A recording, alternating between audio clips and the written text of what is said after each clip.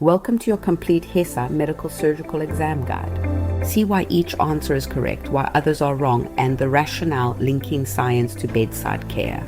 In this cardiopulmonary review, we'll cover heart failure basics, angina and infarction, cardiac arrhythmia care, chronic lung disorders, common lung infections, and don't forget, our website offers free guides and practice questions designed to help you succeed. Just check the link below to get started right away. Make the most of these resources. Study smarter rather than harder, and you'll be well on your way to reaching your goals and achieving real success. All right, let's jump right in. Question 1. A nurse is reviewing the chart of a client admitted with heart failure. The client's BNP level is 520 in Wing ml. The nurse understands this elevated BNP level reflects which primary mechanism responsible for its release from cardiac tissue. Your options are A. Atrial and ventricular wall stretching from volume overload. B. Reduced kidney perfusion triggering hormonal response. C. Elevated serum troponin indicating myocardial cell injury. D. Decrease serum sodium signaling water excess. Which one is it? Pause the video if you need more time.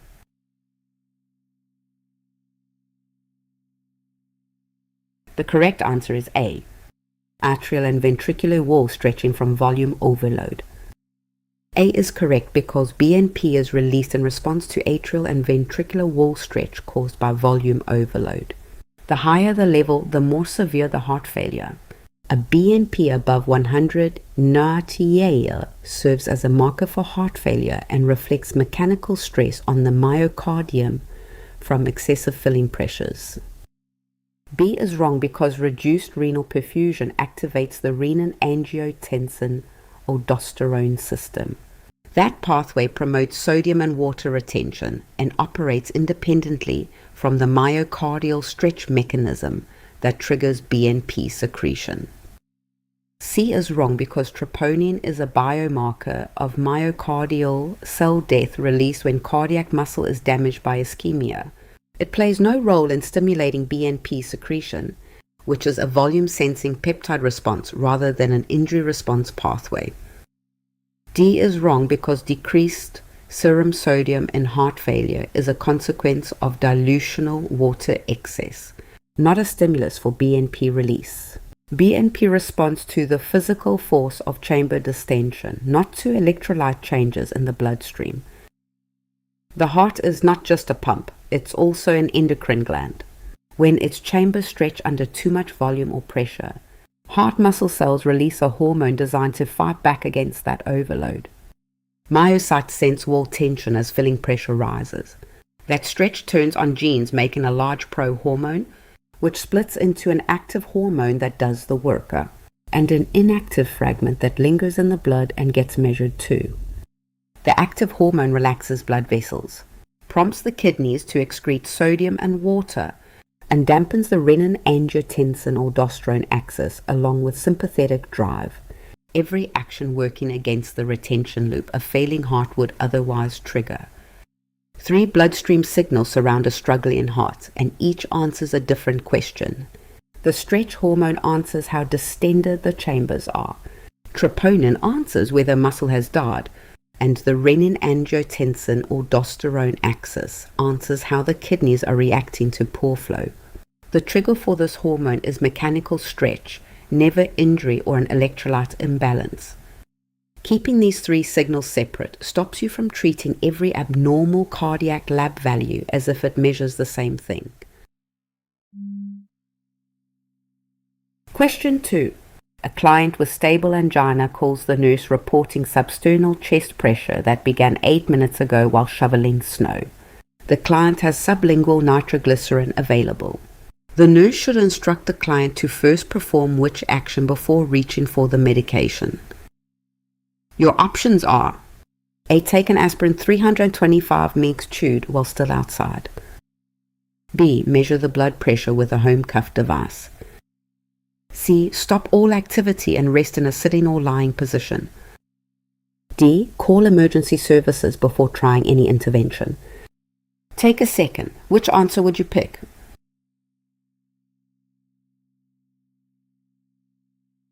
The correct answer is C.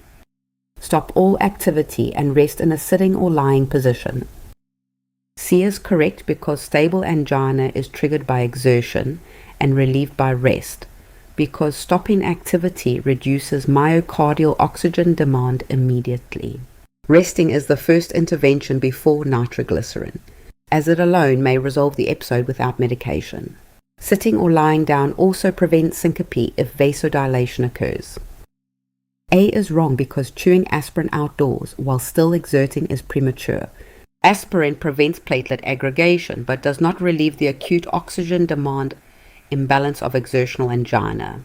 Rest is the first step. Aspirin may follow as part of chronic antiplatelet management, not as the initial acute intervention. B is wrong because taking a blood pressure reading delays the primary intervention of stopping activity and resting. Blood pressure measurement provides useful data but does not address the acute myocardial oxygen supply-demand mismatch that rest immediately corrects.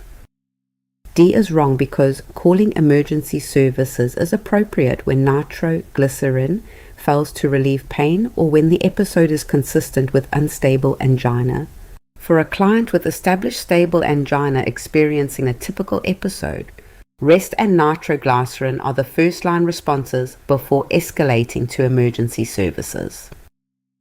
Stable angina is chest discomfort with a predictable, reproducible pattern. It shows up when the heart's oxygen demand outpaces what a narrowed, chronic coronary artery can deliver, and it eases once demand falls back down. A healthy artery can dilate many times over during exercise, but once plaque claims a meaningful share of the channel, that reserve shrinks, sometimes leaving the artery already near maximum just to handle resting flow. That's why the pain is exertional, not constant. The fixed narrowing can't open further when the heart works harder, so downstream muscle cells shift to anaerobic metabolism, releasing byproducts that irritate nerves and produce the classic squeezing chest pressure. The order of operations matters. Stop the activity and sit or lie down first, since resting directly removes the demand side of the mismatch. Only if discomfort persists after rest should the sublingual tablet be used, since standing while blood pressure drops risks fainting. If pain continues despite both, that calls for emergency care.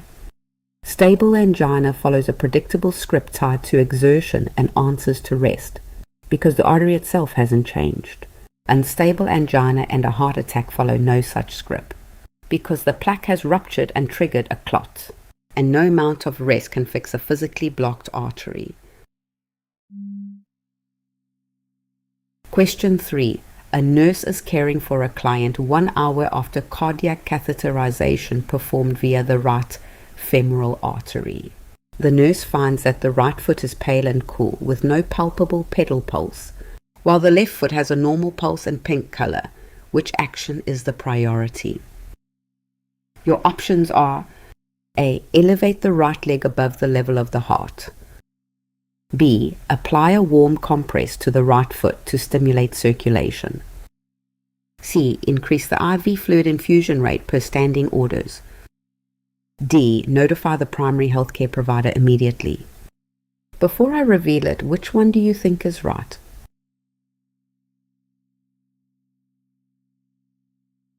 The correct answer is D. Notify the primary healthcare provider immediately. D is correct because pallor, coolness, and absent pedal pulse after femoral arterial catheterization indicate acute arterial occlusion, likely from thrombus formation at the puncture site. This is a vascular emergency requiring immediate provider notification so that interventions such as embolectomy or thrombolysis can be initiated before the limb becomes ischemic. A is wrong because elevating the leg above heart level reduces arterial perfusion pressure to an extremity that is already compromised by suspected occlusion. Gravity-assisted inflow is needed and elevation works against it, worsening distal ischemia. B is wrong because applying heat to a limb with impaired or absent arterial flow risk causing a burn. Decreased sensation from ischemia means the client cannot reliably detect dangerous temperatures, and heat does not restore a lost pulse. C is wrong because increasing IV fluids addresses systemic volume status rather than a localized arterial obstruction. Regional arterial occlusion distal to the catheter insertion site cannot be reversed by improving circulating blood volume. After any procedure that enters an artery, a nurse's neurovascular checks become a race against the clock. Let's look at why arterial circulation is so unforgiving and what the body tells us when it starts to fail. Neurovascular assessment means feeling for a pulse below the site, checking skin color and temperature, and testing sensation and movement.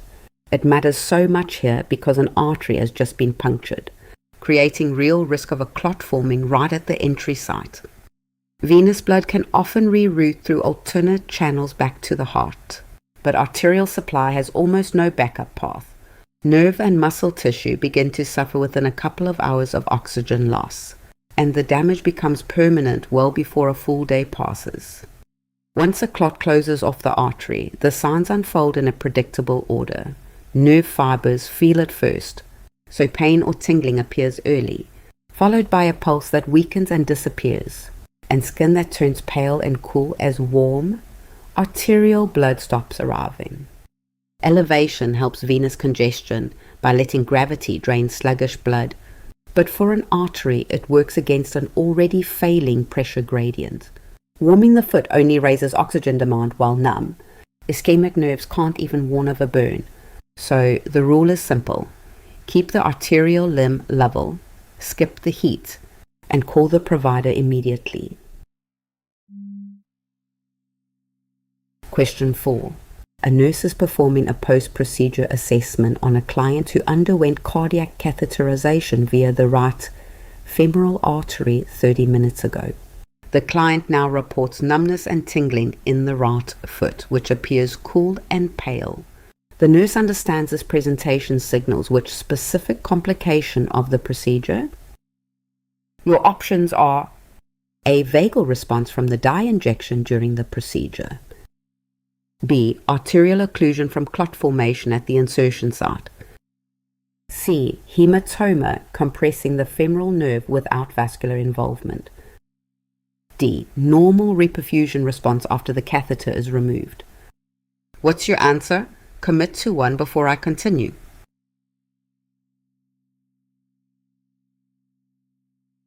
The correct answer is B. Arterial occlusion from clot formation at the insertion site. B is correct because post-cardiac catheterization nursing includes monitoring for clot formation at the arterial insertion site, numbness, tingling, a cool extremity, and pallor distal to the insertion site signal arterial occlusion that threatens limb viability and must be reported immediately to the primary healthcare provider. A is wrong because a vagal response during dye injection produces bradycardia, hypotension, diaphoresis, and nausea, systemic findings during the procedure itself. It does not cause unilateral limb coolness and absent sensation appearing 30 minutes after the catheter is removed. C is wrong because an isolated femoral nerve hematoma produces localized nerve compression symptoms but would not cause the cool, pale extremity that indicates vascular compromise. Neurovascular assessment after arterial procedures monitors for both pulse and sensation changes together. D is wrong because reperfusion after catheter removal restores normal warmth and sensation rather than causing pallor and numbness. A cool, pale extremity with sensory changes is a warning sign, not an expected outcome of catheter removal.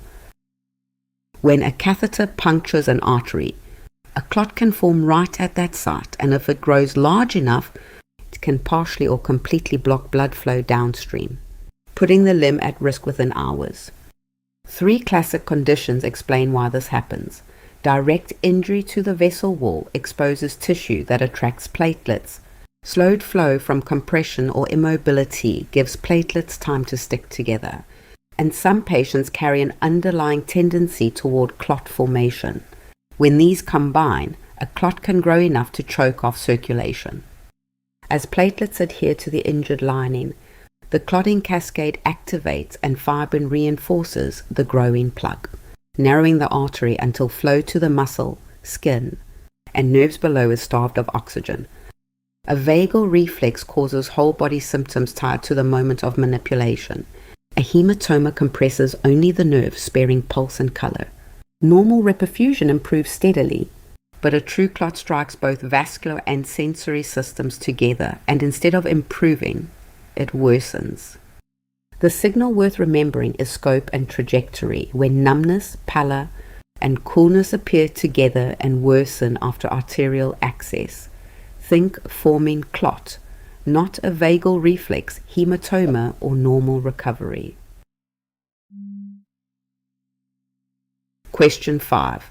A client receiving continuous IV heparin for deep vein thrombophlebitis has an APTT result of 112 seconds.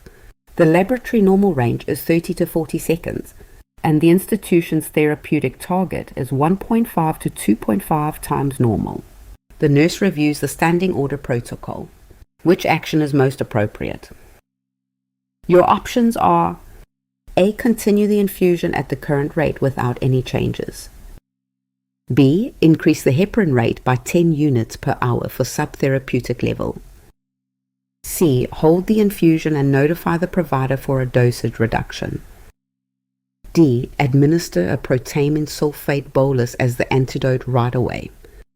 Pick one. Trust your gut. Here's your chance to test yourself.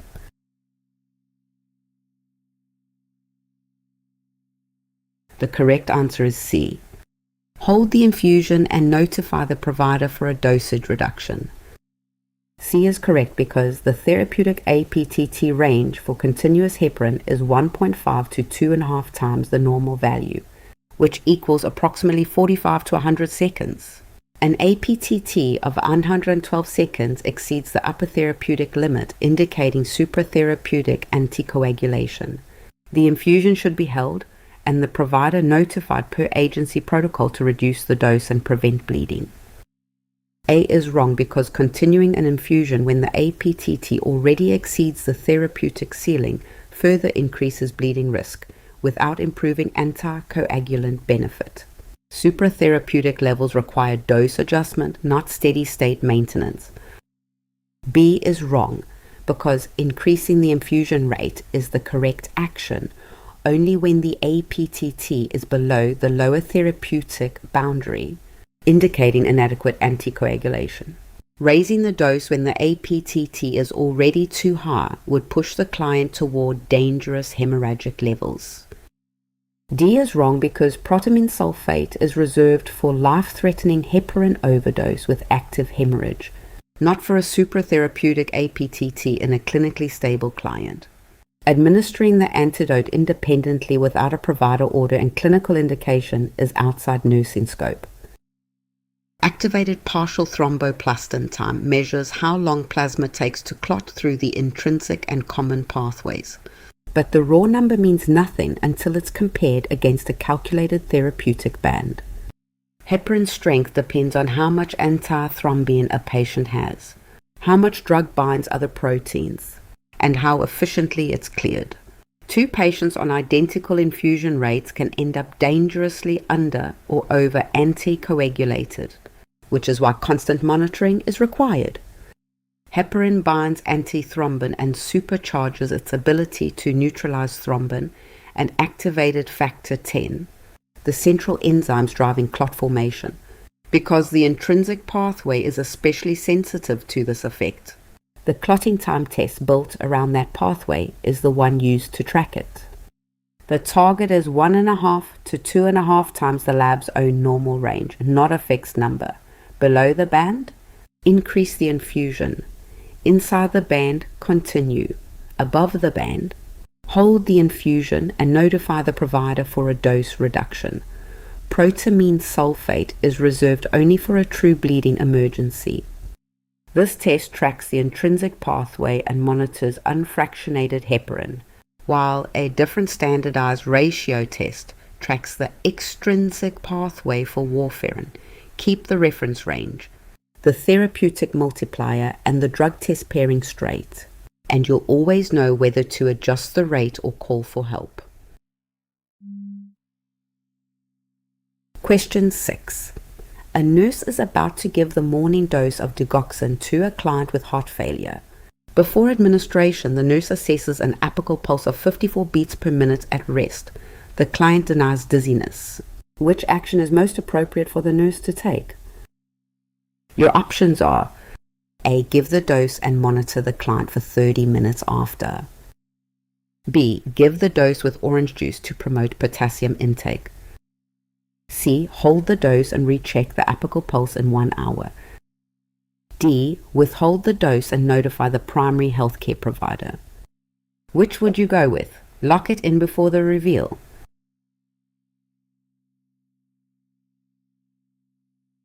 The correct answer is D. Withhold the dose and notify the primary healthcare provider. D is correct because digoxin slows the heart rate through its negative chronotropic effect. The medication must be withheld and the provider notified when the apical pulse is below 60 beats per minute before a scheduled dose. Administering it at a rate of 54 could lower the rate further into a dangerous bradycardia range. A is wrong because administering digoxin with a pulse already below 60 beats per minute risks clinically significant bradycardia or heart block. Monitoring after the fact does not eliminate the safety concern. The medication must be withheld before the problem is created. B is wrong because orange juice is recommended to supplement potassium in clients on potassium-wasting diuretics, not as a strategy for managing a low predose heart rate. The safety concern of bradycardia takes precedence and is addressed by withholding, not by concurrent food intake. C is wrong because waiting 1 hour and rechecking without notifying the provider delays the necessary clinical decision. The provider must be informed to determine whether to adjust the dose or order further assessment, rather than the nurse acting independently to defer and retry.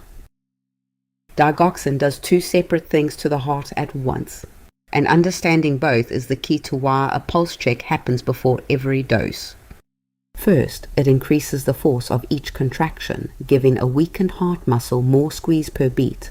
Second, separately from that boost, it slows heart rate and slows conduction through the AV node, the electrical relay station between atria and ventricles. Both effects trace to one action inside the heart cell. Digoxin partially blocks the pump that moves sodium out and potassium in, raising available calcium and strengthening contraction. Separately, it heightens vagal influence on the AV node, slowing conduction and heart rate. Digoxin has an unusually narrow margin between a helpful dose and a harmful one. So a lab level takes hours, but an apical pulse takes 1 minute at the bedside. If the rate falls below 60 beats per minute in an adult, the dose is withheld and the provider is notified, even if the client feels completely fine. This quick pulse check exists to stop the earliest sign of toxicity before it ever becomes a fuller picture of confusion, vision changes, and dangerous rhythm disturbances. Question 7.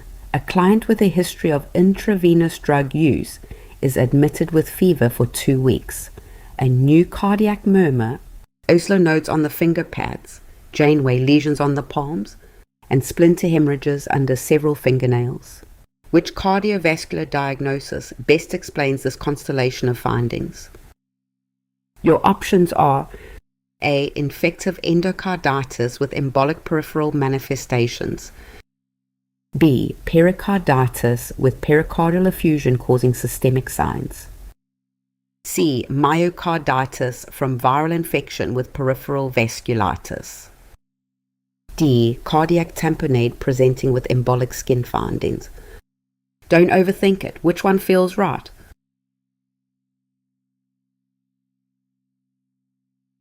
The correct answer is A.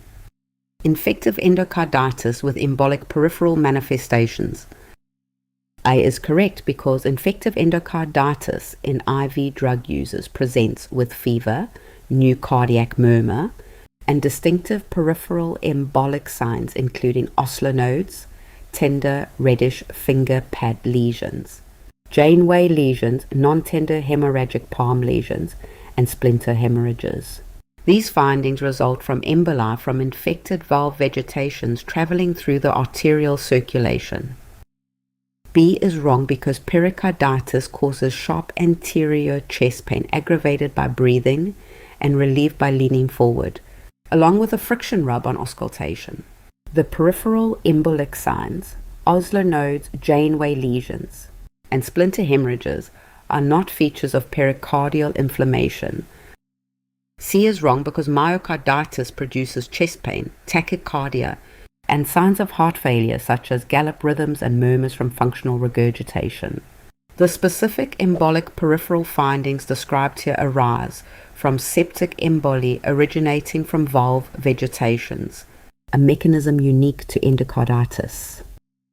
D is wrong because cardiac tamponade presents with the triad of hypotension, jugular venous distension, and muffled heart sounds. It results from fluid accumulation compressing the heart, not infected valves generating emboli. Tamponade does not produce oscillanodes or the other embolic skin findings described. Infective endocarditis begins when an organism lands on a heart valve and mixes with platelets and fibrin to build a vegetation, a fortified colony that shields bacteria from immune cells and antibiotics while it erodes the valve and sheds infected fragments into circulation. Disease takes hold when two things coincide: a valve surface roughened by turbulent flow across a congenital defect, prior damage, or a prosthetic valve, and organisms actually reaching the bloodstream, most directly through repeated intravenous drug injections that seed the right-sided valves. The vegetation physically destroys valve tissue, changing blood flow enough to produce a new murmur, while pieces constantly break free as septic emboli that travel through the bloodstream. Not every skin finding shares the same cause. Painless, flat hemorrhagic spots on palms and soles are direct footprints of septic microemboli, while tender, raised nodules on finger and toe pads come from immune complex deposition, which is why they ache and the palm lesions do not. Pericarditis, myocarditis, and tamponade all cause cardiac symptoms, but nothing embolizes. Only a valve carrying an actively growing infected vegetation showers fragments into circulation, which is why that specific fever, murmur, and skin picture points to endocarditis and nowhere else. Question 8. A client with myocardial infarction suddenly develops extreme dyspnea, tachycardia at 126 beats per minute, and coughing up large amounts of blood-tinged frothy sputum. When auscultating the chest, the nurse expects to find which breath sounds most consistent with this acute change in condition. Your options are: A. Bronchial breath sounds over both anterior fields. B. Inspiratory stridor loudest over the trachea. C. Crackles bilaterally throughout the lung fields. D. Unilateral absent breath sounds on the left side. Got a guess? Lock it in.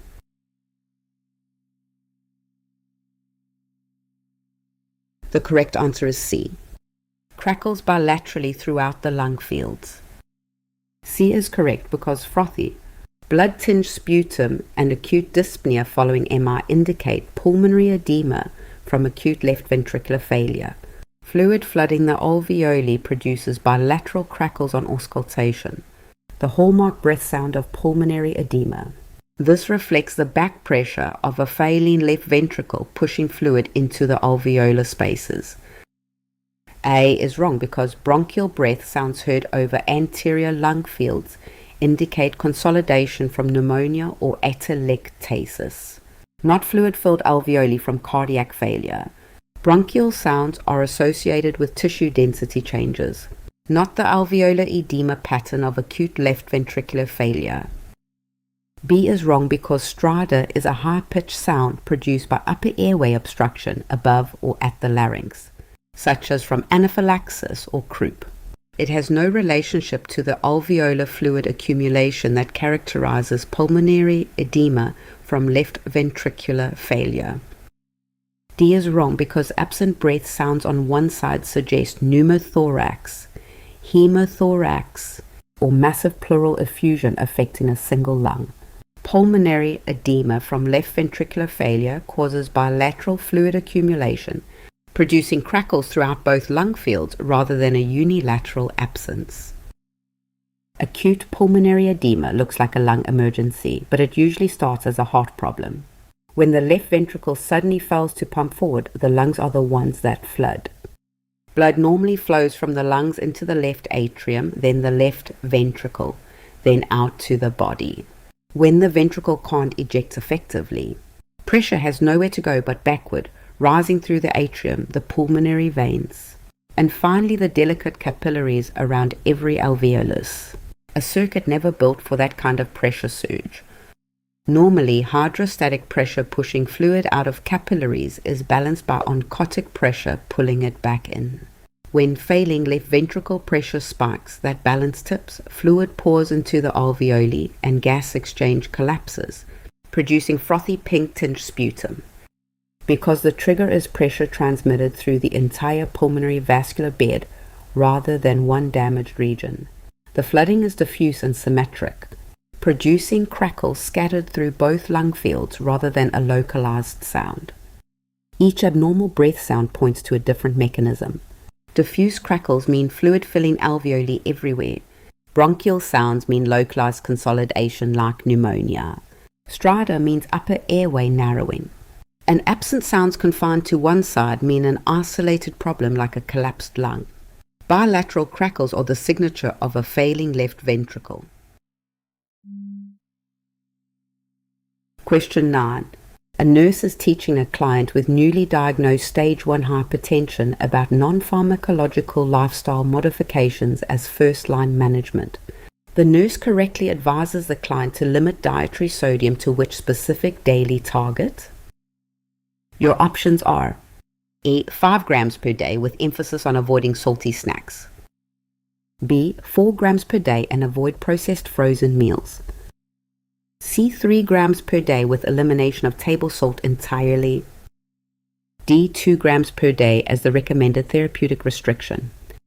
Which one is it? Pause the video if you need more time.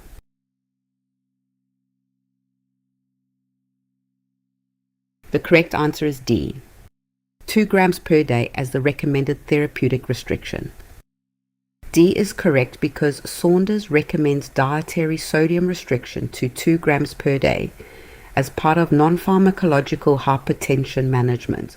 This target reduces fluid retention and blood pressure, particularly in sodium-sensitive individuals, and forms a core component of the lifestyle modification plan before or alongside pharmacological therapy. A is wrong because 5 grams per day is near the average American daily sodium intake and provides no meaningful therapeutic reduction. Hypertension management requires a restriction substantially below typical consumption to reduce cardiovascular strain. B is wrong because 4 grams per day is above the Saunders specified 2 gram target. While it represents some restriction from typical intake, it does not achieve the therapeutic goal established in standard hypertension management guidelines.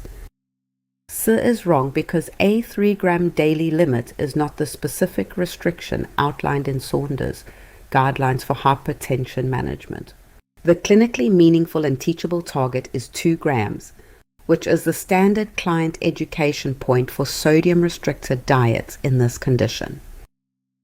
2 grams of sodium a day is the specific target taught early in hypertension management, and understanding why requires looking at how sodium controls fluid volume in the body. Sodium is the main substance controlling fluid volume in the bloodstream. Wherever its concentration rises, water follows by osmosis, expanding circulating volume, increasing the stretch on the heart before each beat, and raising the volume ejected with every contraction, which over time raises arterial pressure. Restricting sodium works by cutting off that process at the very start. So less sodium entering the body means less retained water, smaller circulating volume, less cardiac stretch, and lower pressure over time. The 2-gram figure matters because it sits well below what an average diet provides, and it's introduced as first-line teaching at early diagnosis, often before any medication starts, meant to be maintained indefinitely rather than used as a quick fix.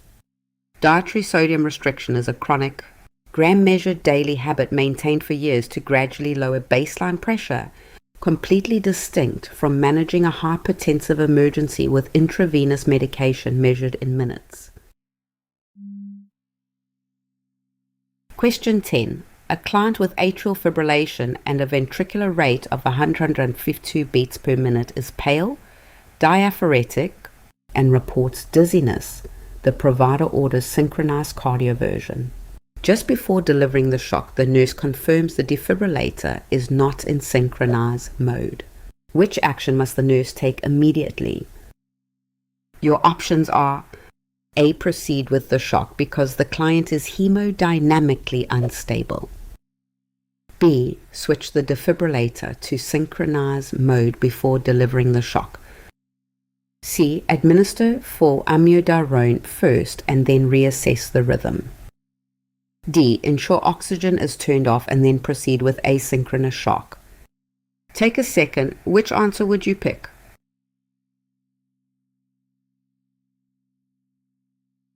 The correct answer is B. Switch the defibrillator to synchronized mode before delivering the shock. B is correct because synchronized cardioversion requires the defibrillator to be in synchronized mode so the shock is timed to the QRS complex, avoiding the T-wave vulnerable period. Firing an unsynchronized shock during atrial fibrillation risks RONT phenomenon and can trigger ventricular fibrillation. A is wrong because hemodynamic instability does not justify bypassing the synchronized setting for cardioversion of atrial fibrillation.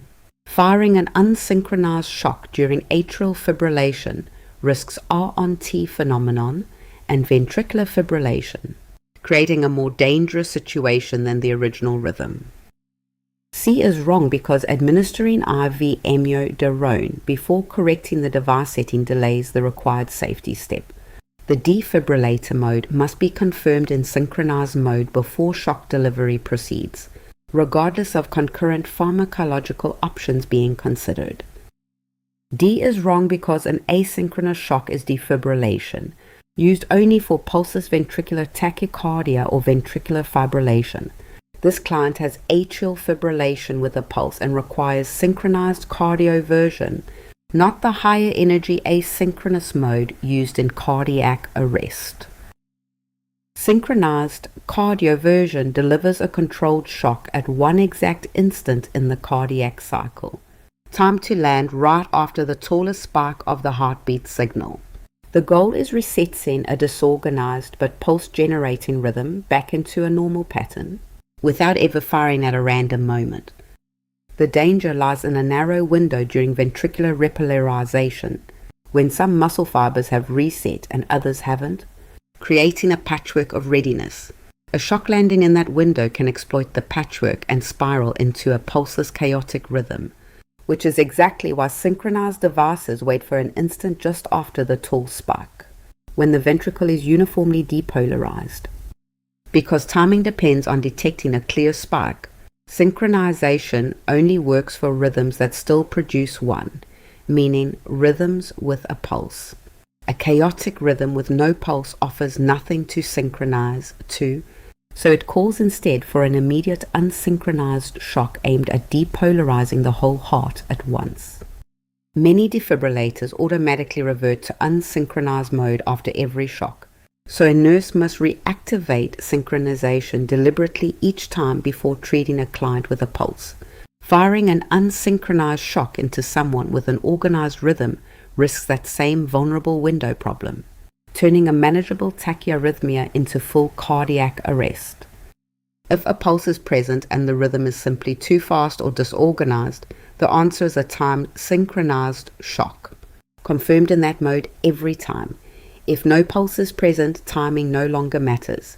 and the correct response is immediate and synchronized defibrillation.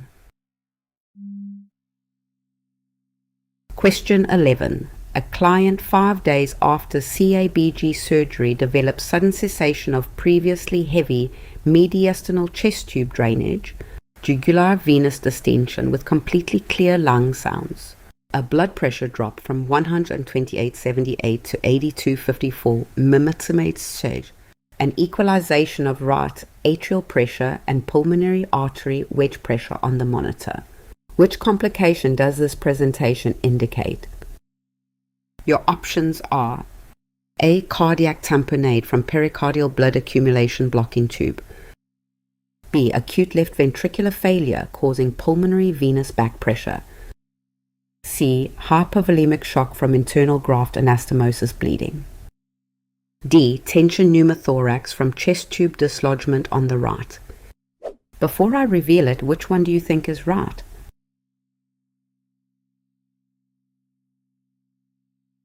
The correct answer is A. Cardiac tamponade from pericardial blood accumulation blocking tube. A is correct because post-CABG cardiac tamponade presents with sudden cessation of mediastinal drainage when blood clots block the tube, jugular venous distension with clear lung sounds, hypotension, and equalization of right atrial pressure with pulmonary artery wedge pressure. Saunders identifies all 4 findings as the classic post-cardiac surgery tamponade pattern requiring pericardiocentesis. B is wrong because acute left ventricular failure causes pulmonary congestion with crackles and elevated wedge pressure well above right atrial pressure.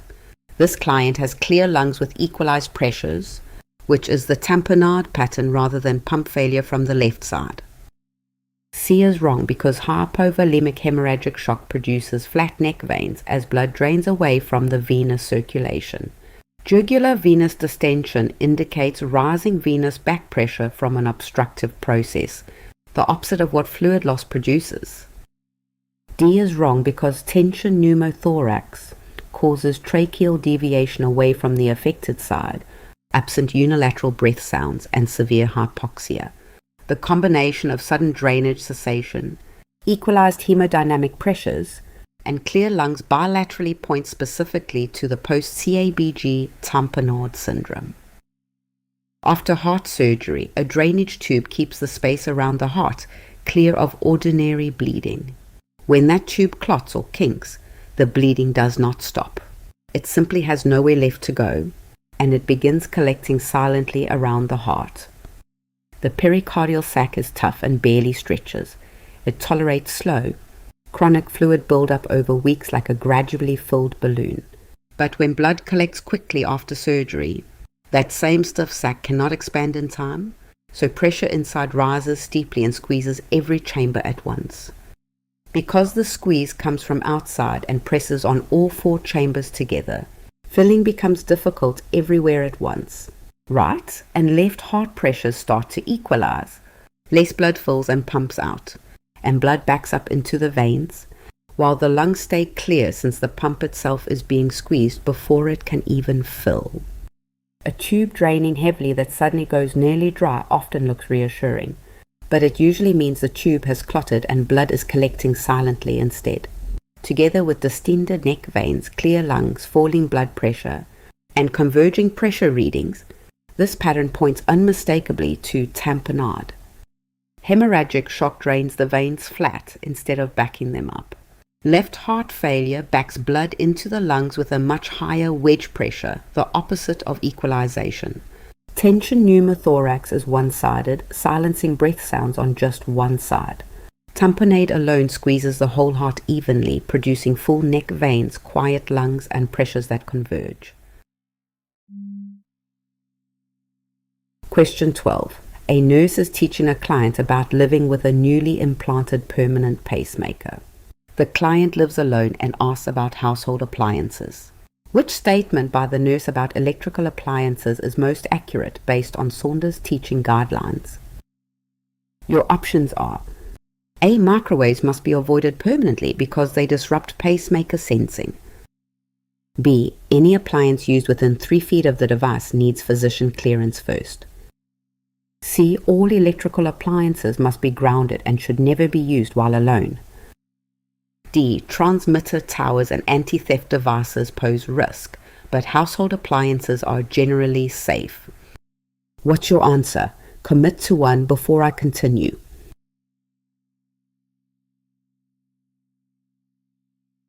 The correct answer is D. Transmitter towers and anti-theft devices pose risk, but household appliances are generally safe. D is correct because Saunders states most household electrical appliances are safe for pacemaker clients. The client should avoid transmitter towers and anti-theft devices in stores. If any unusual feelings occur near an electrical device, the client should move 5 to 10 feet away and check the pulse. A is wrong because modern pacemakers are shielded against household microwave fields. Permanent avoidance of kitchen microwaves is an outdated restriction no longer applicable to contemporary pacemaker technology, and teaching it would unnecessarily restrict the client's independence. B is wrong because no 3-foot proximity rule is established for household appliances and pacemaker teaching guidelines. This restriction would be impractical, unsupported by clinical evidence, and would prevent normal daily activities without providing a safety benefit. C is wrong because requiring physician clearance for any appliance within 3 feet of the device is not a standard pacemaker teaching guideline. No such proximity rule exists for household appliances, and implementing it would severely restrict the client's daily activities without a clinical basis. A permanent pacemaker constantly watches the heart's own electrical signal and steps in with a tiny pulse whenever that natural rhythm fails. Because it senses faint electrical activity, it was designed assuming nearby electrical fields could theoretically be picked up as noise. Modern pacemakers are internally shielded, and everyday household devices like microwaves, toasters, hair dryers, and electric blankets come nowhere near strong enough to interfere with sensing. A person living alone can use essentially every ordinary home appliance normally. Inside the device, a sensing lead reads the heart's natural signal, while an internal shield stands between that circuit and outside electrical noise. This shielding is exactly why weak household fields never reach far enough to cause confusion. The real caution zone sits outside the home. Anti-theft gates, transmitter towers, and heavy industrial equipment generate stronger, more concentrated fields. The habit is simple. Walk briskly through security gates rather than lingering, and keep a bit of distance from industrial sources. The old advice to avoid microwaves permanently predates modern shielding and only causes needless restriction. Accurate teaching draws one clean line. Ordinary household electronics are safe, while concentrated commercial and industrial sources earn a brief, sensible precaution. Question 13. A client with peripheral arterial disease reports severe burning pain in both feet that wakes them at night and is relieved only by hanging the legs over the side of the bed. The nurse understands this pattern of pain is called rest pain, and its relief with leg dependency occurs because of which mechanism? Your options are: A. Gravity pulls interstitial fluid away from the feet, reducing edema. B. Venous pressure increases when legs are dependent, pushing fluid into tissue. C. Gravity-assisted arterial inflow improves perfusion to the ischemic tissue. D. Nerve compression is reduced when the hip flexion angle changes at night. Pick one. Trust your gut. Here's your chance to test yourself.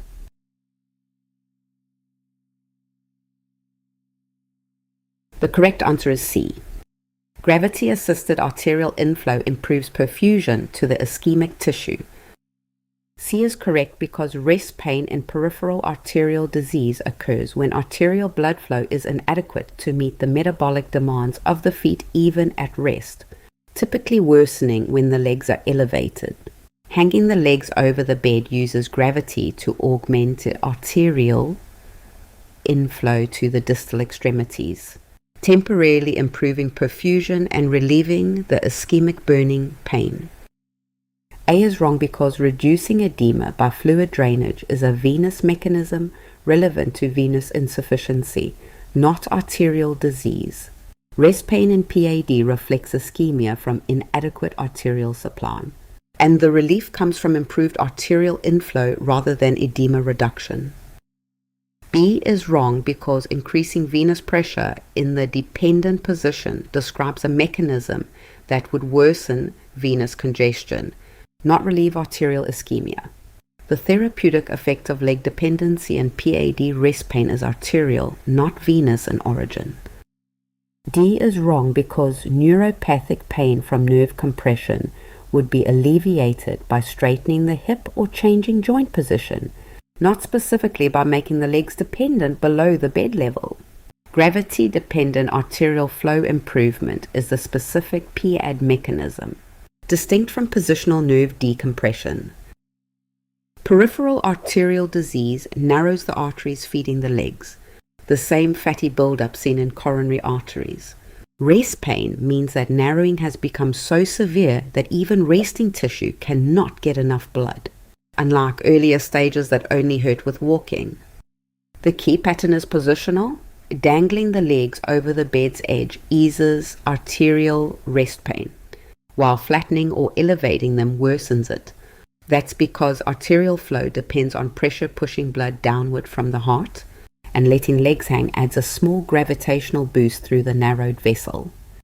This is the opposite of venous disease, where damaged valves let fluid pool in dependent limbs. So elevation drains it and eases swelling. Confusing the two directions means a nurse who reflexively elevates every painful limb will actually worsen arterial rest pain. Supporting clues confirm the arterial cause: feet that are cool and pale or bluish, sparse leg hair, thickened toenails, and weak or absent ankle pulses. None of these would appear if the pain were coming from a nerve problem or venous congestion instead. Keep this rule permanently separated. Arterial rest pain improves when gravity helps push blood forward through a narrowed artery, while venous aching improves when gravity helps fluid drain back toward the heart. Question 14. A nurse responds to a cardiac monitor alarm for a client who had an MI 2 days ago. The monitor shows no identifiable P waves, completely chaotic undulations of varying height with no discernible QRS complexes and no measurable rate. The client is unresponsive and pulseless. Which action is the priority? Your options are: A. Administer atropine 1 ml IV and reassess rhythm in 2 minutes. B. Begin chest compressions and prepare for immediate defibrillation. C. Obtain a 12-lead ECG before initiating any intervention. D. Set the defibrillator to synchronize mode and cardiovert at 100 joules. Which would you go with? Lock it in before the reveal.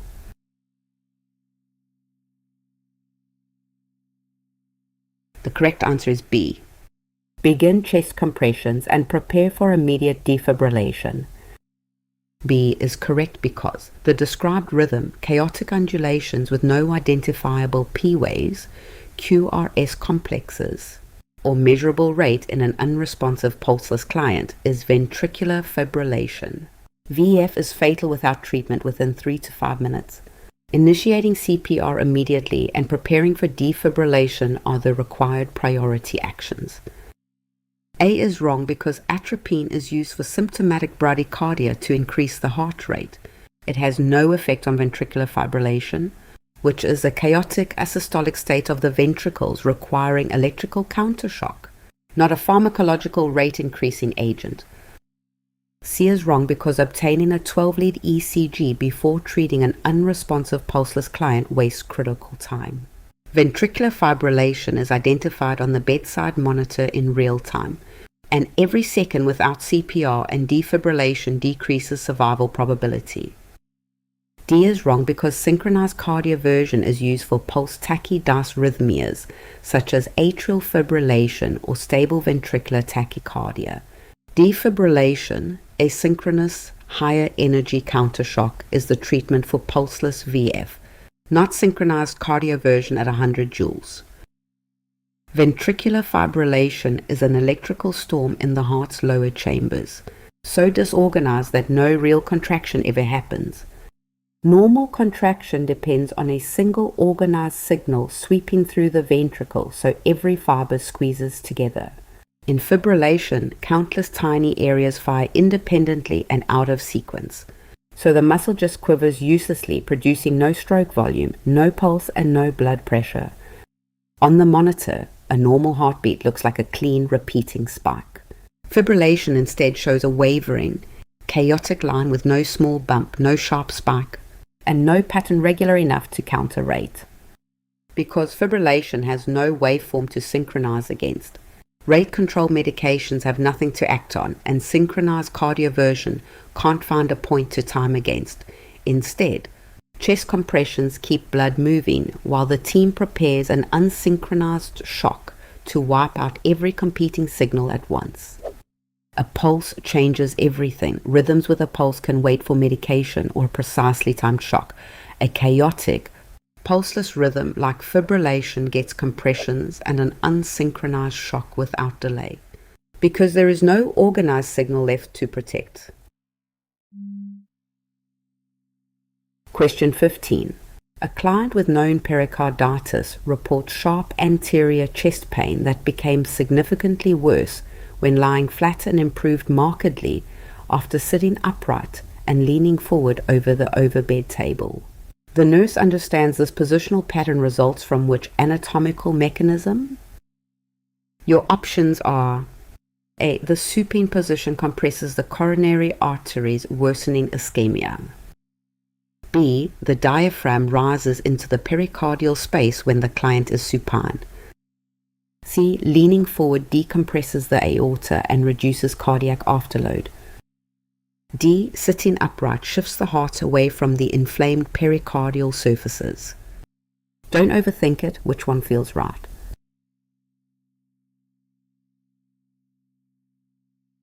The correct answer is D. Sitting upright shifts the heart away from the inflamed pericardial surfaces. D is correct because pericarditis pain is relieved by sitting upright and leaning forward, because this position reduces friction between the inflamed visceral and parietal pericardial layers.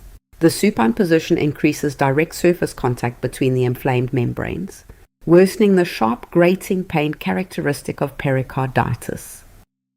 A is wrong because pericarditis pain does not arise from coronary artery compression. The coronary arteries run within the myocardium and are not compressed by body position. Positional pericarditic pain comes from friction between inflamed pericardial membranes, not from ischemia. B is wrong because the diaphragm does not rise into the pericardial space during the supine position in a clinically meaningful way. Normal respiratory diaphragm excursion does not explain the dramatic positional variation in pericarditis pain, which is caused by friction between inflamed pericardial surfaces rather than diaphragmatic encroachment. C is wrong because leaning forward does not decompress the aorta or reduce afterload in a clinically meaningful way.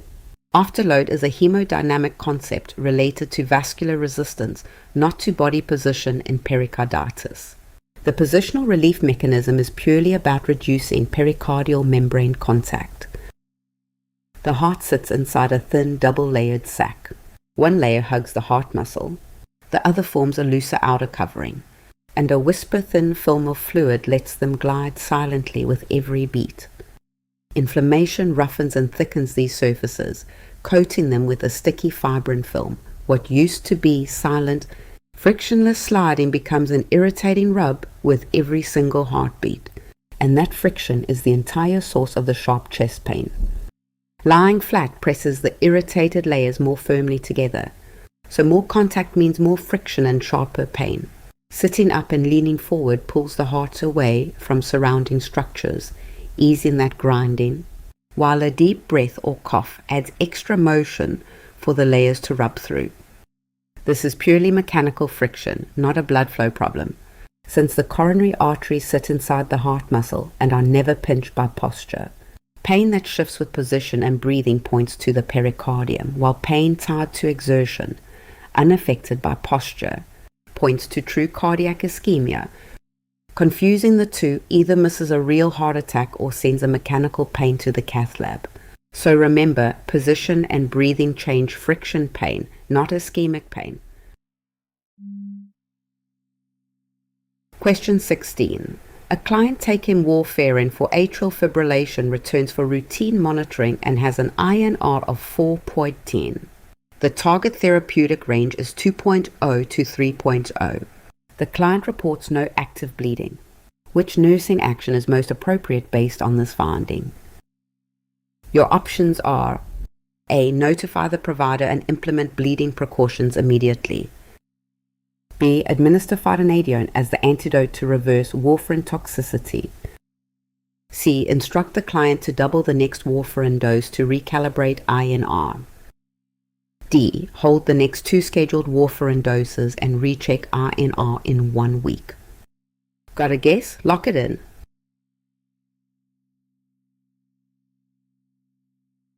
The correct answer is A. Notify the provider and implement bleeding precautions immediately.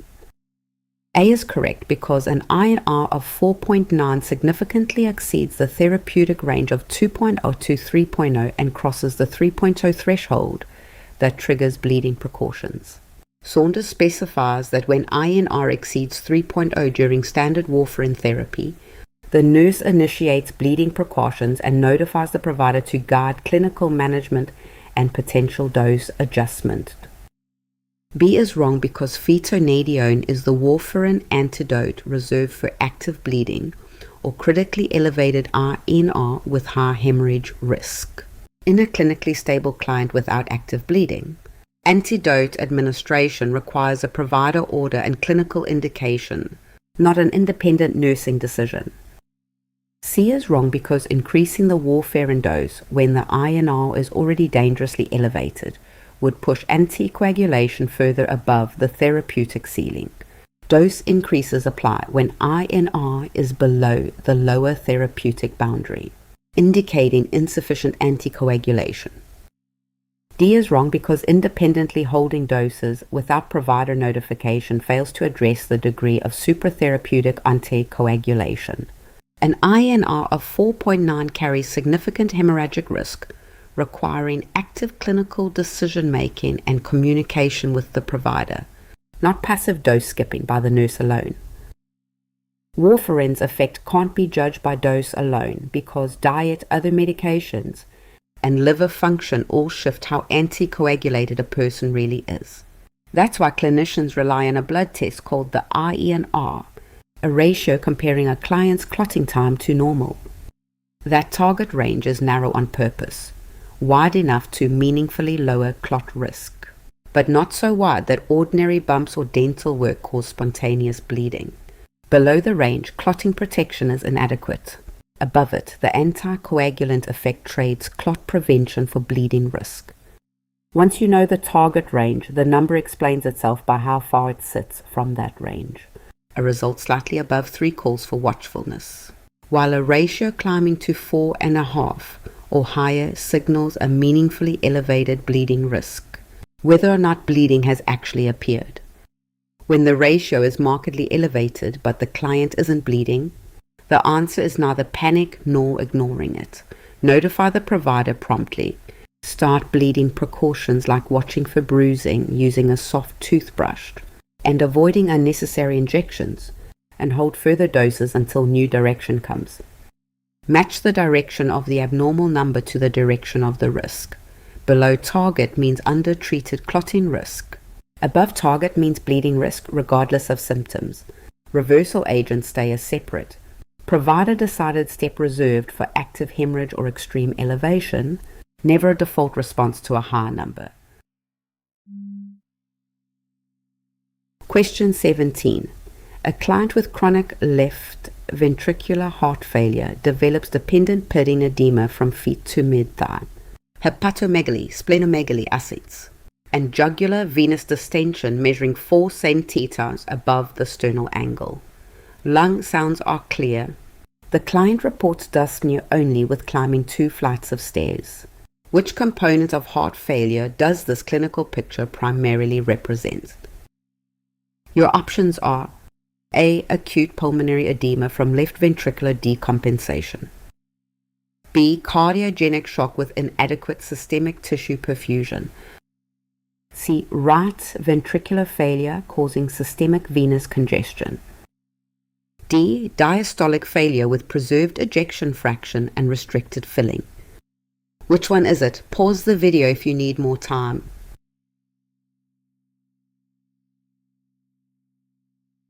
The correct answer is C. Right ventricular failure causing systemic venous congestion. C is correct because right ventricular failure produces systemic venous congestion with jugular, venous distention, hepatomegaly, splenomegaly, ascites, and dependent edema. The absence of pulmonary congestion findings at rest differentiates this from left ventricular failure. Blood backing up behind the right ventricle creates systemic rather than pulmonary back pressure. A is wrong because acute pulmonary edema presents with severe dyspnea at rest, frothy blood-tinged sputum, tachycardia, and bilateral crackles. This client has clear lungs and only exertional dyspnea, which is inconsistent with the acute pulmonary flooding of left ventricular decompensation. B is wrong because cardiogenic shock requires signs of profoundly reduced cardiac output, hypotension, tachycardia, cool clammy skin, altered mentation, and urine output below 30 millhour. The client's preserved exercise tolerance without these hemodynamic signs rules out cardiogenic shock. D is wrong because diastolic failure with preserved ejection fraction primarily causes pulmonary congestion symptoms from impaired ventricular relaxation and filling. It does not primarily produce the systemic venous congestion pattern of hepatomegaly, ascites, and massive peripheral edema seen in this client.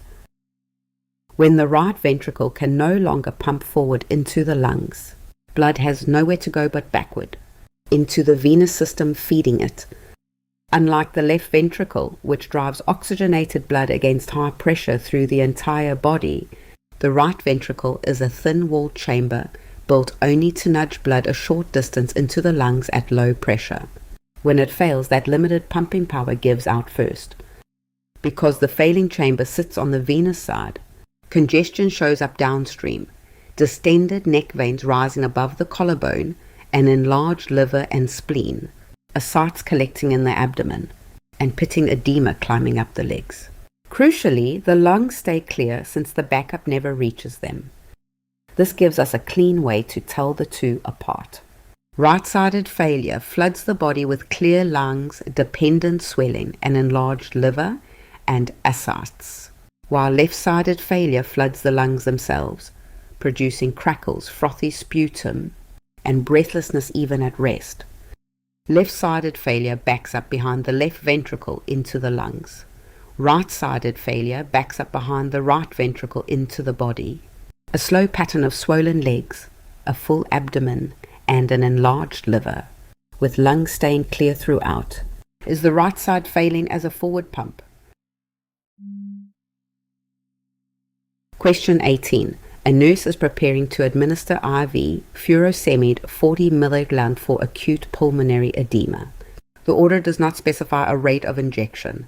The nurse knows that administering IV furosemide too rapidly causes which specific serious adverse effect that determines the required slow administration. Your options are A. Severe orthostatic hypertension requiring immediate bed rest. B. Acute hyperkalemia from rapid potassium shift out of cells. C. Pulmonary bronchospasm triggered by rapid loop diuretic entry. D. Ototoxicity and potential permanent hearing loss from rapid injection. Take a second. Which answer would you pick?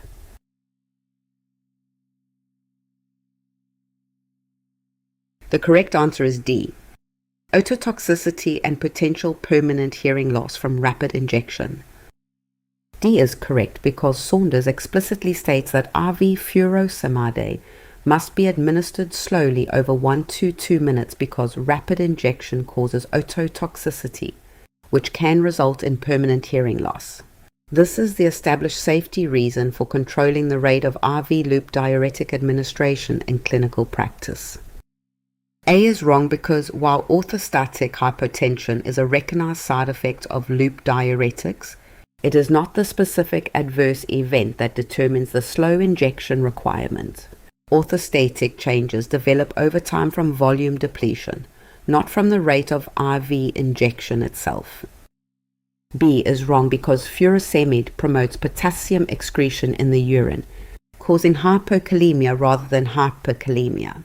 Rapid injection does not trigger an acute potassium shift, and this electrolyte concern is not the reason behind the slow administration guideline. C is wrong because loop diuretics do not trigger bronchospasm. Bronchospasm is associated with certain beta blockers or aspirin in susceptible individuals, not with furosemide. The rate-limiting safety concern for IV furosemide is auditory toxicity from rapid bolus delivery. Furosemide works in the kidney by blocking a transporter that normally reabsorbs sodium, potassium, and chloride, flushing them out with a large volume of water, which makes it a fast-acting rescue for sudden fluid overload like acute pulmonary edema. That same transporter furosemide blocks in the kidney also exists in the inner ear, in tissue that maintains the fluid balance around the hearing and balance structures. And that shared location is the entire reason furosemide can damage hearing. Ototoxicity depends far more on how fast the dose arrives than on the total amount given. A rapid IV push creates a brief, very high peak concentration passing through the inner ear, while spreading the same dose over 1 to 2 minutes keeps that peak much lower. Speed of injection determines hearing risk, while the cumulative diuretic effect over hours and days determines potassium loss and volume-related blood pressure drops. Furosemide is not linked to sudden high potassium or airway spasm, so ringing or muffled hearing after a rapid injection should point straight to this rate-dependent mechanism. A nurse who administers furosemide slowly is protecting hearing specifically, while monitoring potassium and blood pressure afterward manages a completely separate set of risks tied to the drug's ordinary intended effect. Question 19. A client arrives in the emergency department with crushing substernal chest pain radiating to the left jaw and arm, diaphoresis and nausea for 75 minutes. Troponin I is elevated at 1.4 cnag/mE and nitroglycerin has provided no relief. Which medication should the nurse prepare to administer as the priority for pain management in this situation? Your options are A. Morphine sulfate IV as the first choice analgesic for acute MI pain. B. Aspirin 325 medium chewed for immediate antiplatelet effect. C. Ibuprofen 400 millions orally for analgesic and anti-inflammatory effect.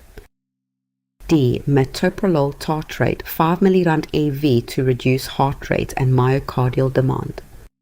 Before I reveal it, which one do you think is right?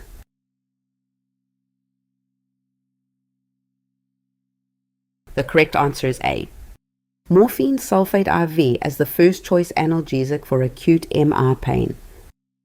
A is correct because morphine sulfate IV is the priority analgesic for acute myocardial infarction pain. It reduces pain and anxiety, decreases myocardial oxygen demand by reducing sympathetic activation, and causes vasodilation that lowers preload. Saunders specifies morphine as the first choice analgesic in acute MI management. B is wrong because aspirin 325 million chewed is a critical early intervention in acute MI for antiplatelet effect, but its purpose is to inhibit platelet aggregation rather than provide analgesia. Morphine addresses the priority problem of pain, which increases oxygen demand and sympathetic activation.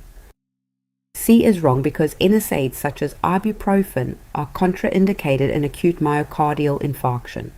They increase cardiovascular risk, can worsen myocardial injury, and provide no benefit in the ischemic setting.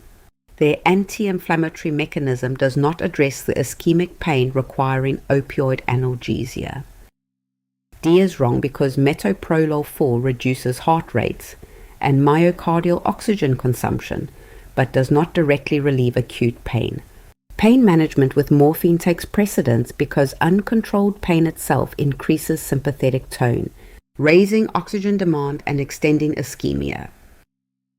When nitroglycerin fails to relieve heart attack chest pain, morphine becomes the priority.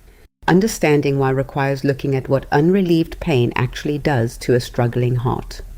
Severe pain triggers a surge of stress hormones and sympathetic activity, raising heart rate, tightening vessels, and increasing contraction force. That spike in oxygen demand hits at the exact moment oxygen supply is already crippled by the blockage and left unchecked. It can expand the damaged area of heart muscle. Morphine works from two directions at once. It relieves pain and anxiety, blunting that sympathetic surge, while also relaxing veins so less blood returns to the heart, lightening the workload and the oxygen it burns. It's tempting to assume every early medication treats pain, but each drug has a separate job. Aspirin stops the clot from growing. A beta blocker like metoprolol slows the heart to cut oxygen demand. And ibuprofen is avoided entirely because it carries cardiovascular risk and blunts aspirin's protective effect. Only morphine directly addresses the pain itself.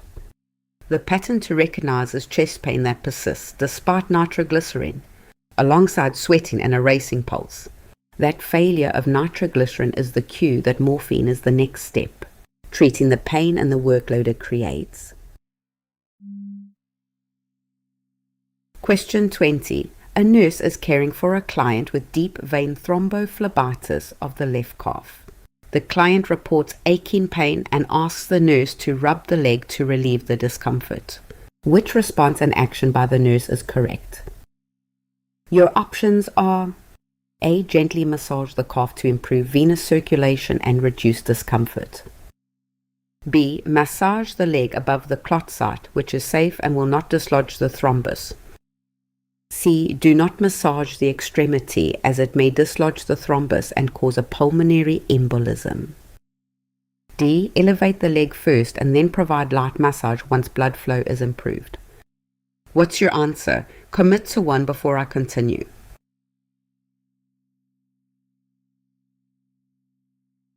The correct answer is C. Do not massage the extremity as it may dislodge the thrombus and cause a pulmonary embolism. C is correct because massaging an extremity with deep vein thrombophlebitis is specifically contraindicated because manipulation of the affected area can dislodge the thrombus, converting it into a pulmonary embolus. Saunders explicitly lists avoidance of massage as a required intervention in DVT management.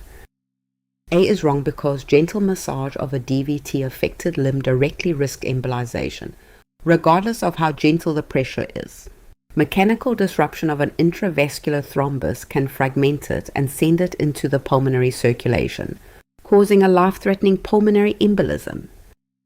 B is wrong because the location of massage relative to the clot does not make it safe. Pressure and movement anywhere in the affected extremity can transmit force to the thrombus. The entire limb with DVT must be handled gently, and massage is contraindicated throughout. D is wrong because leg elevation is a therapeutic position that reduces venous pressure and aids return. But elevation does not stabilize the thrombus enough to make massage safe. The thrombus remains a dislodgeable hazard regardless of limb position, and the contraindication to massage stands. Deep vein thrombophlebitis is a blood clot forming in a deep vein, usually in the calf or thigh, causing aching, swelling, warmth, and redness. Let's understand why this fragile clot makes massage so dangerous. A clot forms for three reasons: blood moving too sluggishly, irritation or damage to the veins lining, or blood simply clotting more readily than normal, as seen after surgery, prolonged bed rest, or long travel. A freshly formed clot has a soft, fragile edge, not yet fixed in place. If mechanical force shears a piece loose, it travels through the veins, through the heart, and lodges in the pulmonary arteries, causing a pulmonary embolism. There is no safe spot to massage, because the entire limb shares the same venous pathway leading back to the clot. Force applied anywhere in that limb can transmit straight to the fragile fragment. Comfort measures that reduce venous pressure, like elevation, are safe and encouraged, but rubbing or kneading any part of that limb risks turning a contained clot into a life-threatening traveling one. Question 21. A nurse assesses a client on a cardiac monitor who had an MI yesterday and notes a rhythm strip showing no P waves, wide QRS complexes at a rate of 162 beats per minute and a regular rhythm. The client is alert and denies chest pain but reports palpitations. Which rhythm does this ECG strip describe? Your options are A. Sinus tachycardia with aberrant conduction pattern at rapid rate. B. Atrial fibrillation with rapid ventricular response and no flutter waves. C. Ventricular fibrillation requiring immediate CPR and defibrillation. D. Ventricular tachycardia with pulse requiring antidysrhythmic therapy. Pick one, trust your gut. Here's your chance to test yourself.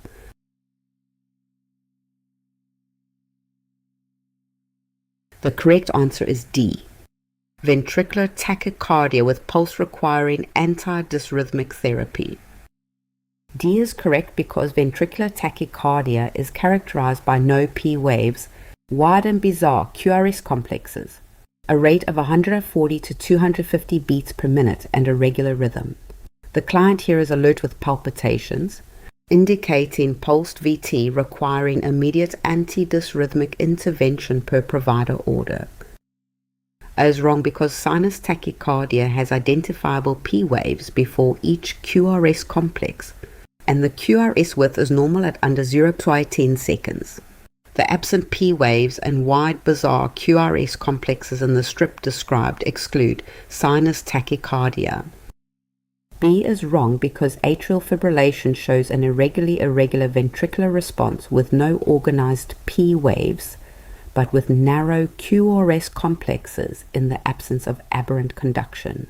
A completely regular rate of 162 with wide QRS and no P waves does not fit the AF pattern. C is wrong because ventricular fibrillation produces completely chaotic electrical activity with no identifiable QRS complexes and no measurable rate.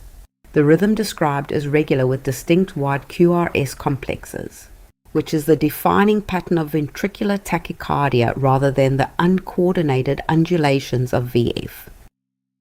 Ventricular tachycardia begins inside the ventricle itself, not the sinus node, so the normal top-down sequence of the heartbeat is lost. Let's look at why its tracing looks the way it does, and why the same pattern can mean very different emergencies. 3 features define ventricular tachycardia: no P wave anywhere in the strip, a wide bizarre QRS complex, and a regular rate usually between 140 and 250 beats per minute. This rhythm tends to arise where ventricular muscle has been injured, often in the days after a heart attack. Scar tissue conducts unevenly, and that uneven border can trap the electrical wave in a re-entry loop that chases itself around the damaged fibers, firing faster than the sinus node ever would. The signal words sit right in the strip description. Sinus tachycardia keeps its P waves in narrow QRS. Ventricular tachycardia loses the P wave but stays regular and wide. Atrial fibrillation loses regularity while staying narrow. Ventricular fibrillation loses every recognizable complex entirely. An identical strip can belong to someone awake and talking or to someone unresponsive with no pulse. A perfusing patient needs antidysrhythmic drugs or synchronized cardioversion, while a pulseless one needs compressions and defibrillation, so the rhythm alone never finishes the picture. Question 22. A client with mitral stenosis undergoes percutaneous balloon valvuloplasty. After the procedure, the nurse monitors the client for which complication that is specifically related to this intervention, rather than general catheterization risks. Your options are A. Development of a new regurgitant leak through the treated valve. B. Contrast dye allergy reaction at the femoral puncture site. C. Hematoma formation at the groin insertion site requiring compression. D. Fluid overload from contrast medium causing pulmonary congestion. Which would you go with? Lock it in before the reveal.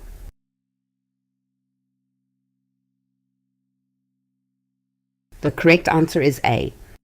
Development of a new regurgitant leak through the treated valve.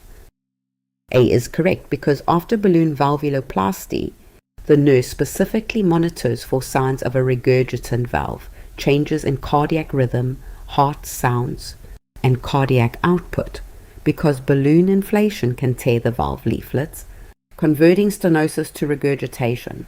This is a procedure-specific complication distinct from general cardiac catheterization risks.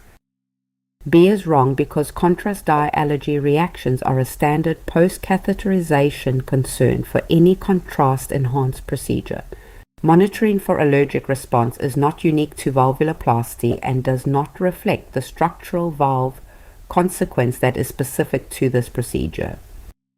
C is wrong because groin hematoma is a universal complication of any femoral access cardiovascular procedure.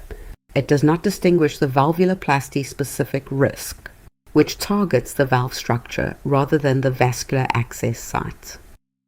D is wrong because contrast-related fluid considerations apply to any invasive procedure using iodinated dye.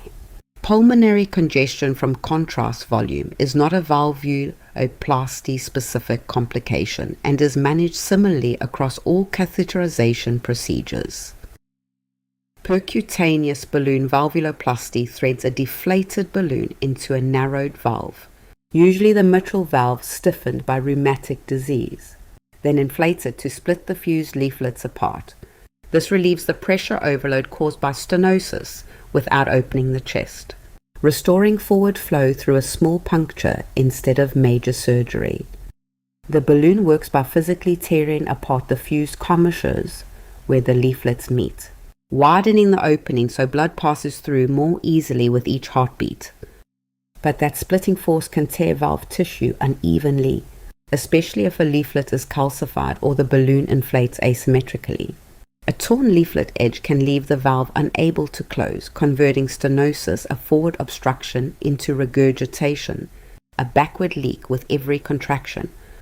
It helps to separate complications by mechanism, bleeding at the femoral site, contrast allergy, and fluid shifts from contrast load happen with essentially any catheter-based cardiac procedure. New regurgitation is different. It comes directly from the balloon acting on the valve tissue itself, with no equivalent in a procedure that never touches the leaflets. After valvuloplasty, a new murmur or change in heart sound should immediately point toward a fresh regurgitant leak, not just routine post-catheterization monitoring. Question 23. A nurse is caring for a client with known abdominal aortic aneurysm who reports sudden onset of severe tearing abdominal pain radiating to the back and left flank, a BP of 68/42 mmHg, and heart rate of 134 beats per minute. Which action should the nurse take first? Your options are A. Perform a focused abdominal assessment and document the findings. B. Administer the prescribed antihypertensive medication to control BP. C. Activate the rapid response team and prepare for emergency surgery. D. Position the client in Trendelenburg and increase the IV fluid rate. Don't overthink it. Which one feels right?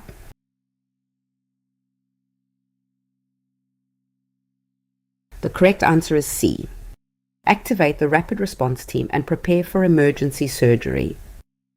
C is correct because sudden severe tearing abdominal pain with radiation to the back and flank combined with hemodynamic collapse, BP of 68/42 and heart rate of 134 in a client with known aortic aneurysm indicates rupture.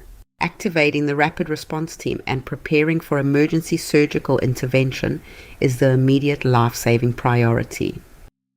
A is wrong because documenting a focused assessment before summoning emergency help wastes critical time in a potentially fatal rupture.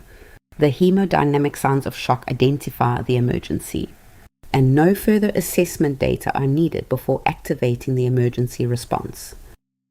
B is wrong because administering an antihypertensive to a client with a systolic BP of 68 mmHg would further lower an already dangerously low pressure and could cause cardiovascular collapse. Antihypertensives protect against aneurysm strain in hemodynamically stable clients, not during active rupture with shock. D is wrong because Trendelenburg positioning is no longer recommended for hypervolumic shock, and increasing fluids alone cannot stabilize a ruptured vessel. Surgery is the only intervention that can control the hemorrhage, and the immediate priority is activating the team to get the client to the operating room. An abdominal aortic aneurysm is a weakened section of the aorta that balloons outward under the pressure of every heartbeat. Atherosclerosis, chronic hypertension, and connective tissue changes thin the wall over years, and as the diameter grows, wall tension rises, making rupture more likely. The aorta sits directly against the posterior abdominal wall with the retroperitoneal space right behind it. When a weakened wall finally tears or ruptures, blood floods that space faster than circulation can compensate, because the aorta carries nearly the entire cardiac output with each beat.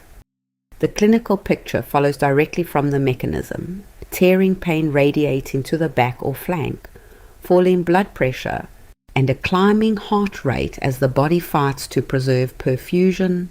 Together, these signs form one unmistakable pattern of hemorrhagic shock from a ruptured vessel. This is a mechanical hemorrhage problem, not a blood pressure problem.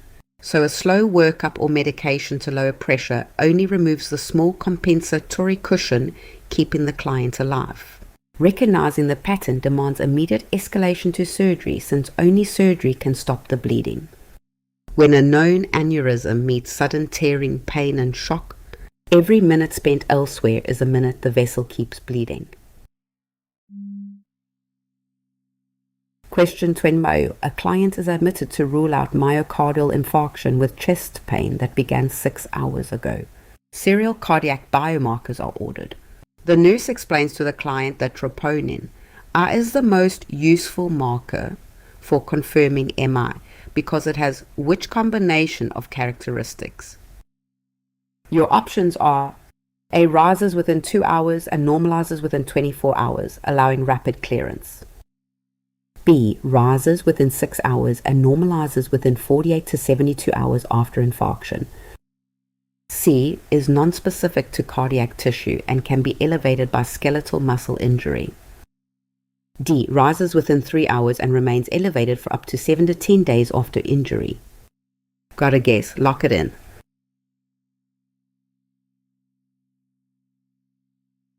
The correct answer is D. Rises within 3 hours and remains elevated for up to 7 to 10 days after injury.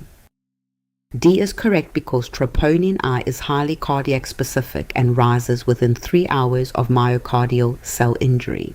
It persists elevated for up to 7 to 10 days, providing a long diagnostic window for clients who present late. Normal troponin I is less than 0.35 ml, so any elevation indicates myocardial cell damage. A is wrong because the described rapid rise and 24-hour clearance characterizes myoglobin, which rises within 2 hours but declines after 7 hours.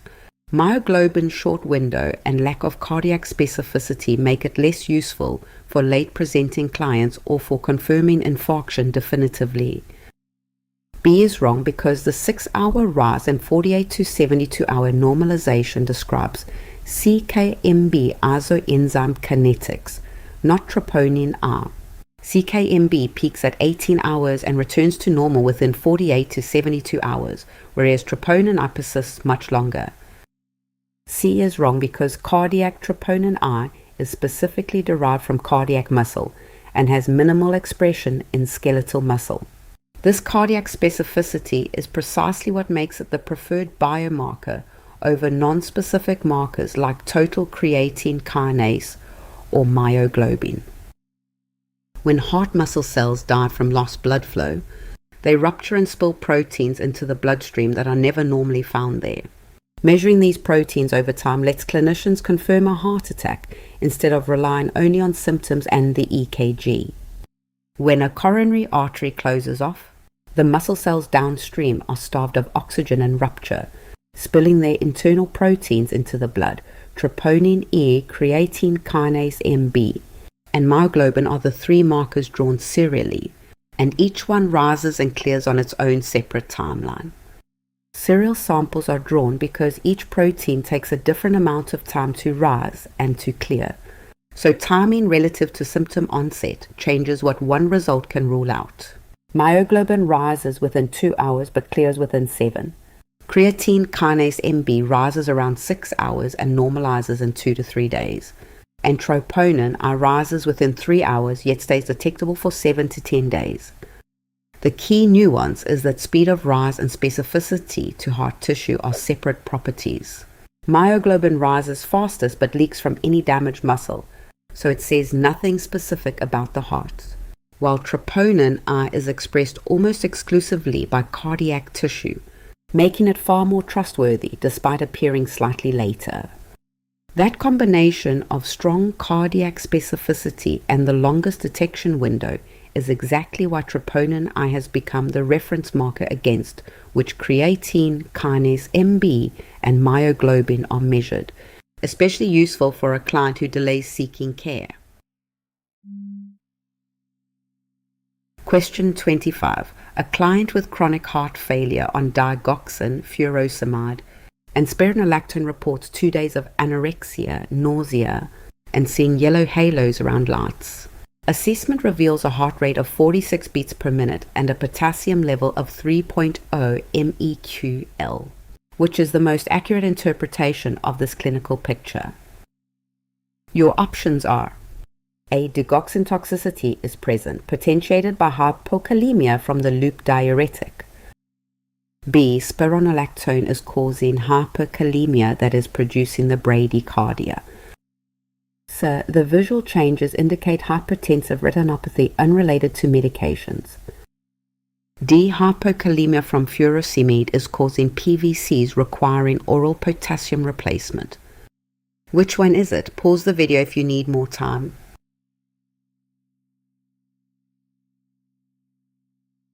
The correct answer is A. Digoxin toxicity is present, potentiated by hypokalemia from the loop diuretic. A is correct because this constellation, anorexia, nausea, yellow halos around lights, bradycardia at 46, and hypokalemia at 3.0 MEQL represents digoxin toxicity potentiated by furosemide-induced hypokalemia. Saunders specifies that hypokalemia markedly increases digoxin toxicity risk, and all 4 findings are hallmarks of this drug interaction. B is wrong because spironolactone is a potassium-retaining diuretic that would cause hypokalemia. This client has hypokalemia at 3.0 MEQL, which is the opposite of what spironolactone produces.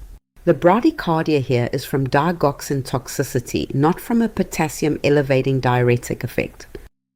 C is wrong because hypertensive retinopathy causes progressive visual blurring or vision loss, not the characteristic yellow halo phenomenon. Yellow vision with halos is a documented hallmark of digoxin toxicity and appears alongside the gastrointestinal and cardiac rhythm findings listed in this scenario. D is wrong because isolated hypokalemia from furosemide does not explain the visual disturbances or the degree of bradycardia present here. Treating only the electrolyte imbalance without recognizing digoxin toxicity would leave the primary cause unaddressed, allowing progressive bradycardia and risk of cardiac arrest. Digoxin has a narrow therapeutic index, meaning the helpful dose and the harmful dose sit very close together. A client can slide into toxicity even without any change in the prescribed dose. Digoxin inhibits the sodium-potassium pump on cardiac cells, which raises calcium inside the cell and strengthens contraction, useful in heart failure. That same pump inhibition slows AV node conduction, which is why excess digoxin effect shows up as an unexpectedly slow heart rate. Toxicity follows a recognizable pattern: early gastrointestinal symptoms like anorexia and nausea, followed by classic yellow or green visual halos around lights, then cardiac findings like bradycardia and dysrhythmias. Digoxin and potassium compete for the same binding site on that pump.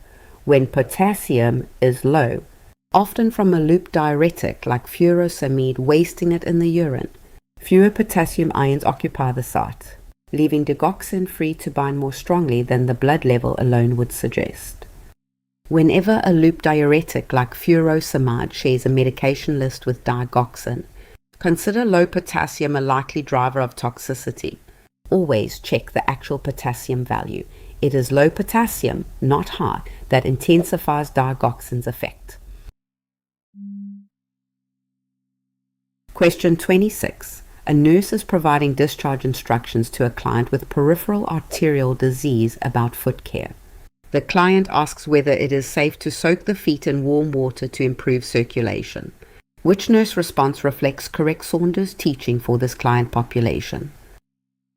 Your options are: A. Warm water foot soaks are encouraged to vasodilate the arterial vessels. B. Soaking the feet in cool water is better for arterial circulation than warm water. C. Direct heat sources, including warm water soaks, must be avoided due to burn risk. D. Brief warm soaks are safe as long as the client checks water temperature first. Take a second. Which answer would you pick?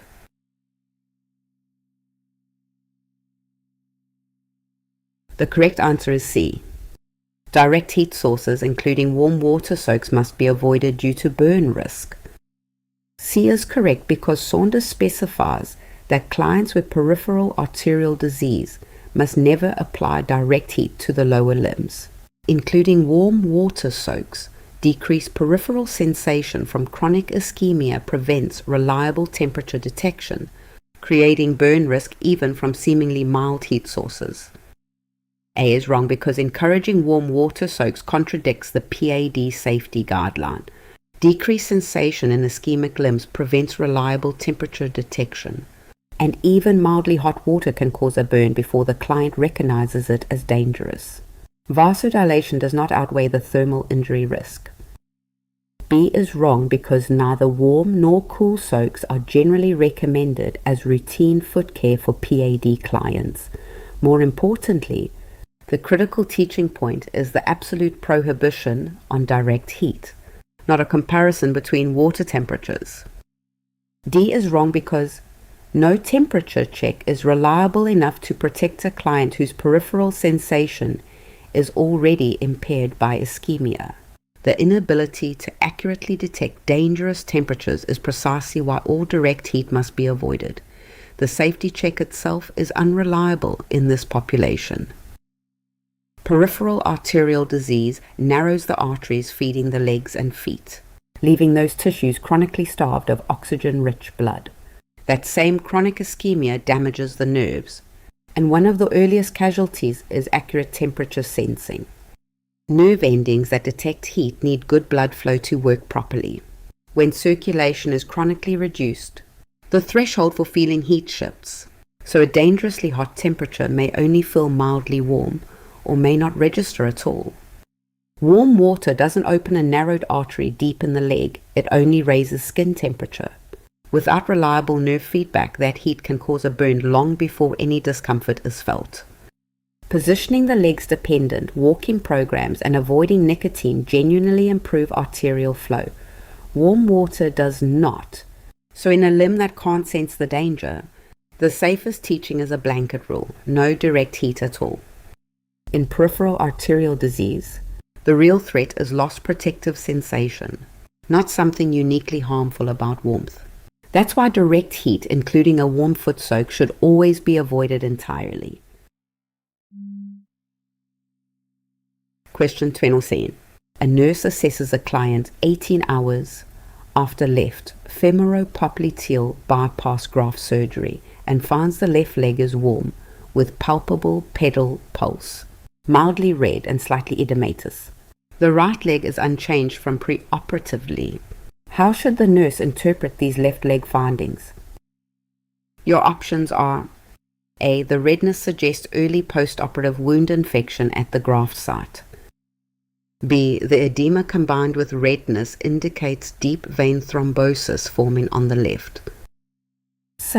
The palpable pulse confirms venous insufficiency rather than arterial success. D. Warmth, redness, and edema after arterial bypass are expected signs of restored blood flow. Before I reveal it, which one do you think is right?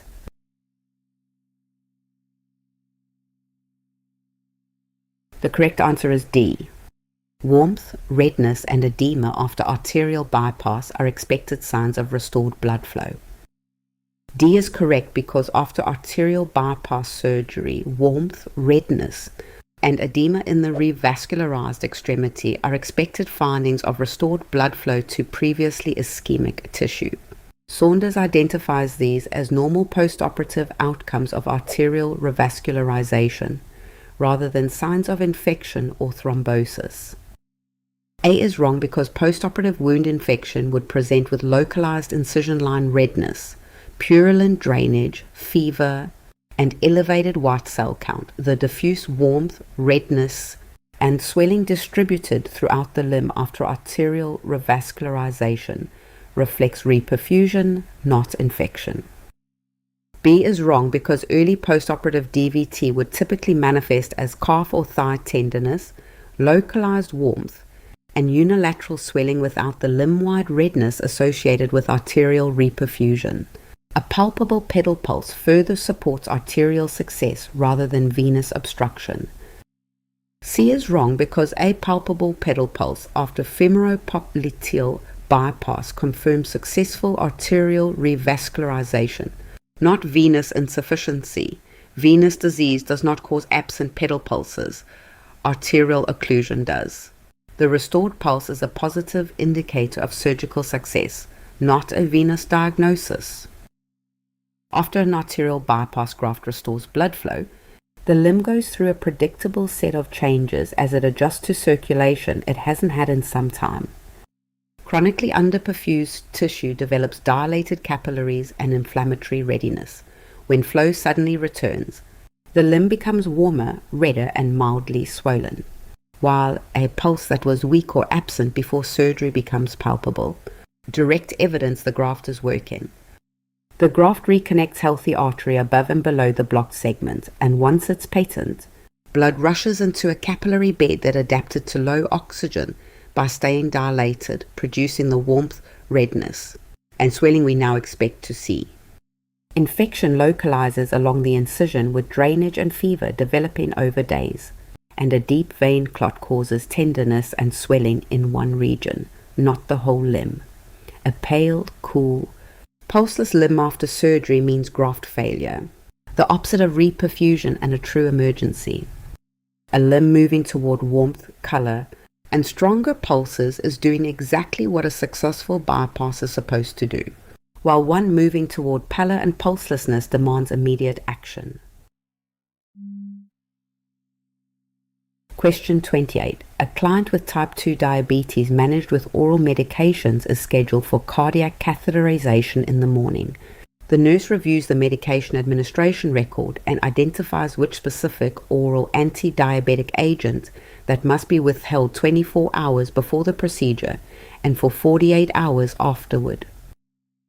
Your options are: A. Glipizide, because hypoglycemia risk increases with procedural NPO status. B. Metformin, because contrast dye can cause renal impairment leading to lactic acidosis. C. Repaglinide, because its protein binding increases with iodinated contrast exposure. D. Pioglitazone, because it causes fluid retention that worsens contrast nephropathy. What's your answer? Commit to one before I continue.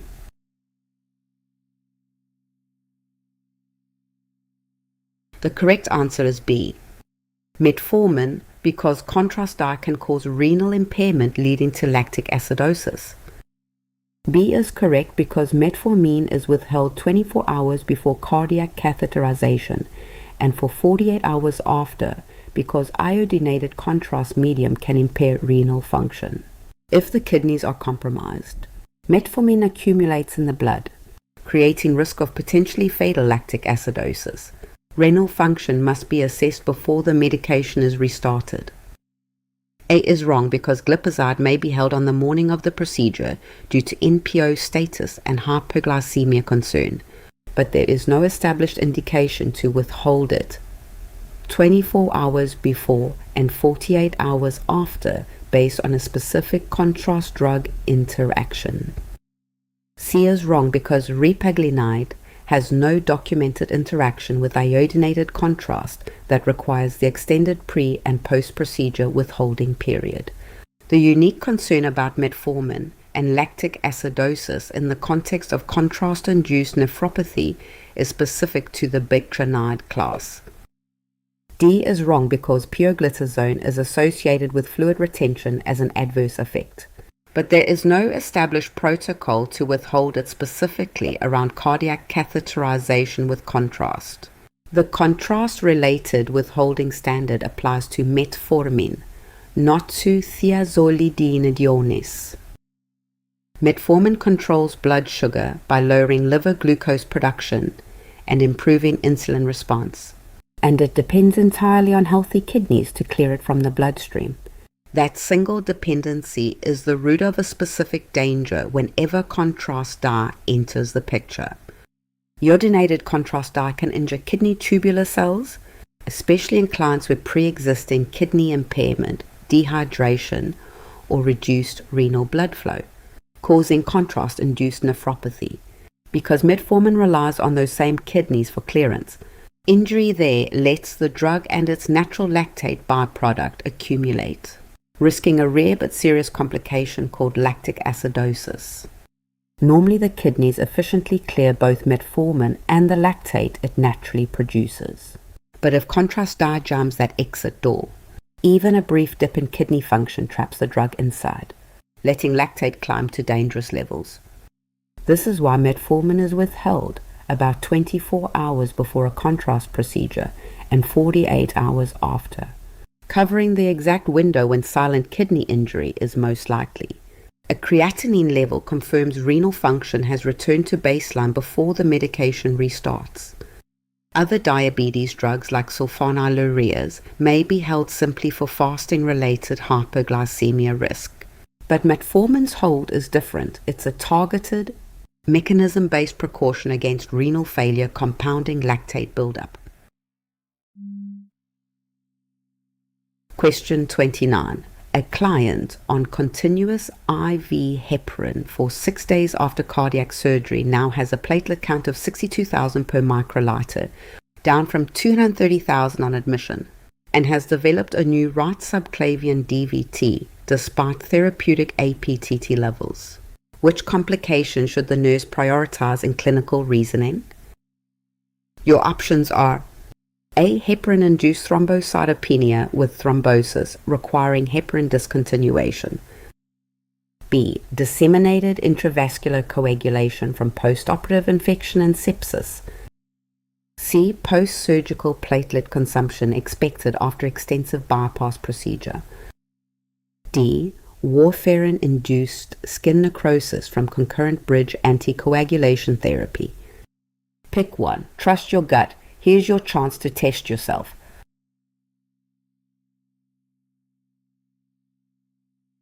The correct answer is A.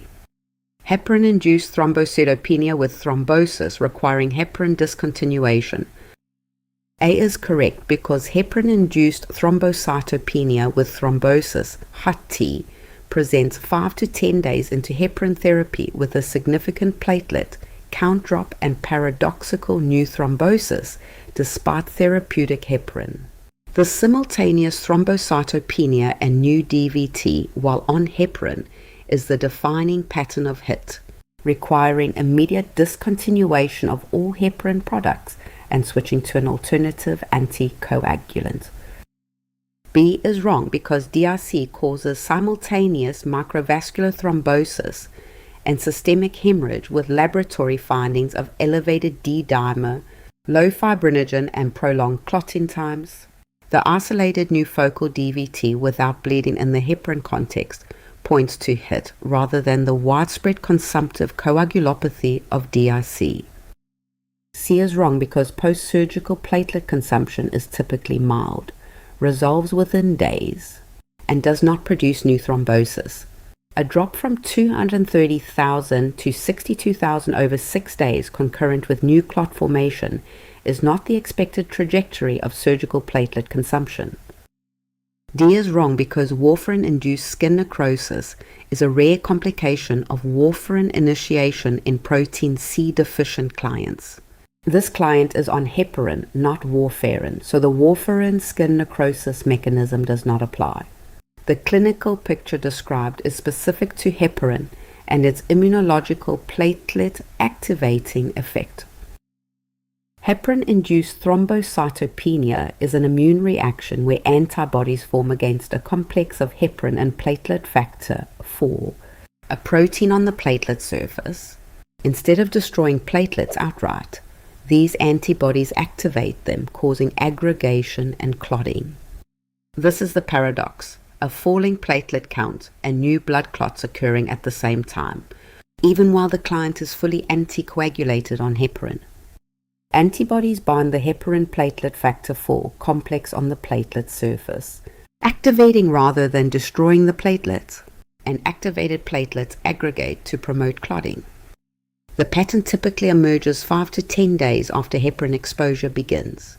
Platelet counts fall substantially, often by half or more, and new clotting appears at a previously unaffected site, even though the activated partial thromboplastin time remains therapeutic, because this reaction works through a separate antibody-driven mechanism. Any time falling platelets and fresh clot formation occur together during heparin therapy, this antibody-driven reaction should lead the reasoning, and the priority is stopping all heparin immediately and switching to an alternative anticoagulant. Question 30. A client's blood pressure has risen to 190 or 180 millimeter each, and the client reports severe headache, blurred vision, and confusion. The nurse recognizes this as hypertensive crisis. After ensuring a patent airway, which action should the nurse perform next? Your options are: A. Administer the client's scheduled oral antihypertensive and recheck in 30 minutes. B. Place the client in the Trendelenburg position to improve cerebral blood flow.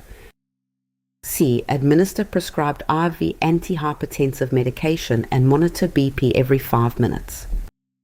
D. Obtain a detailed headache history and perform a full neurological assessment first. Which would you go with? Lock it in before the reveal.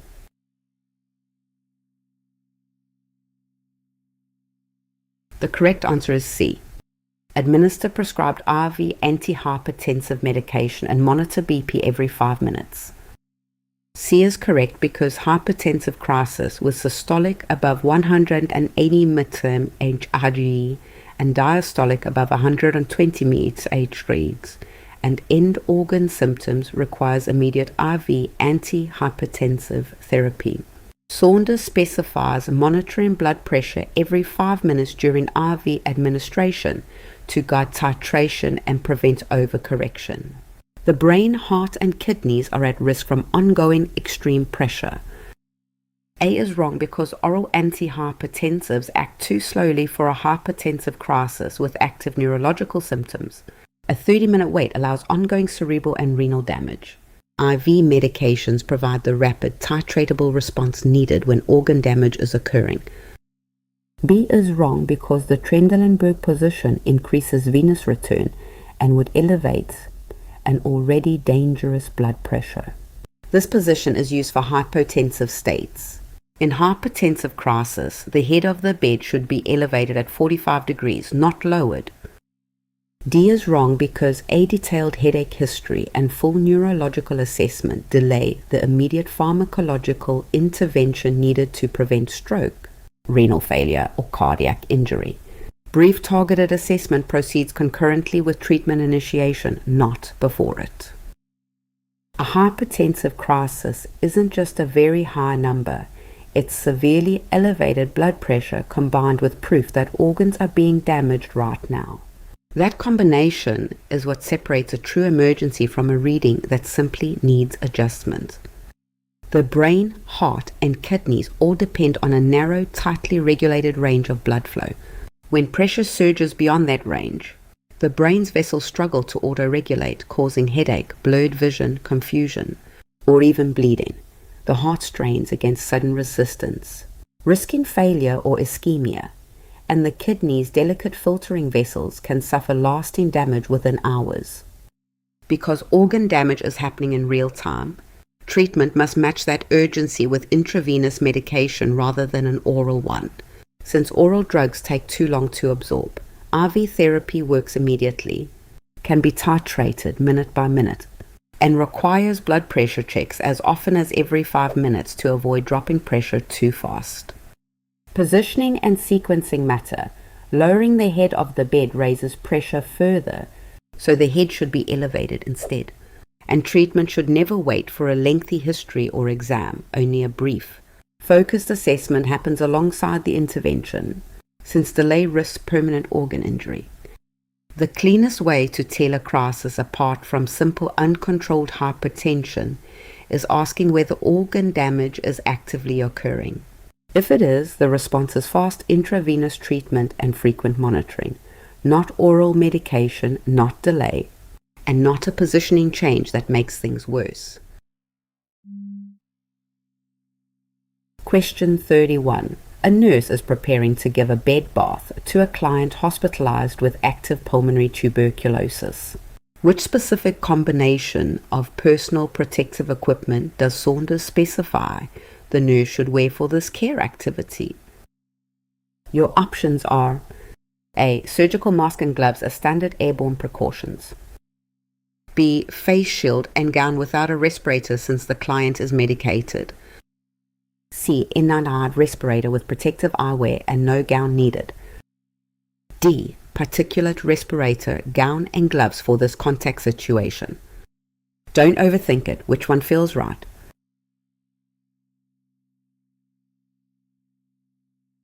The correct answer is D. Particulate respirator, gown and gloves for this contact situation. D is correct because Saunders specifies that the nurse wears an individually fitted particulate respirator when caring for a client with active TB and a gown when clothing may become contaminated, as during a bed bath. Standard precaution gloves are also required. This combination protects the nurse's airway, clothing, and skin. A is wrong because a surgical mask does not filter airborne particles small enough to carry Mycobacterium tuberculosis. TB is transmitted via airborne droplet nuclei, which require a fitted particulate respirator to prevent inhalation. A surgical mask provides droplet protection only, which is insufficient for airborne pathogens.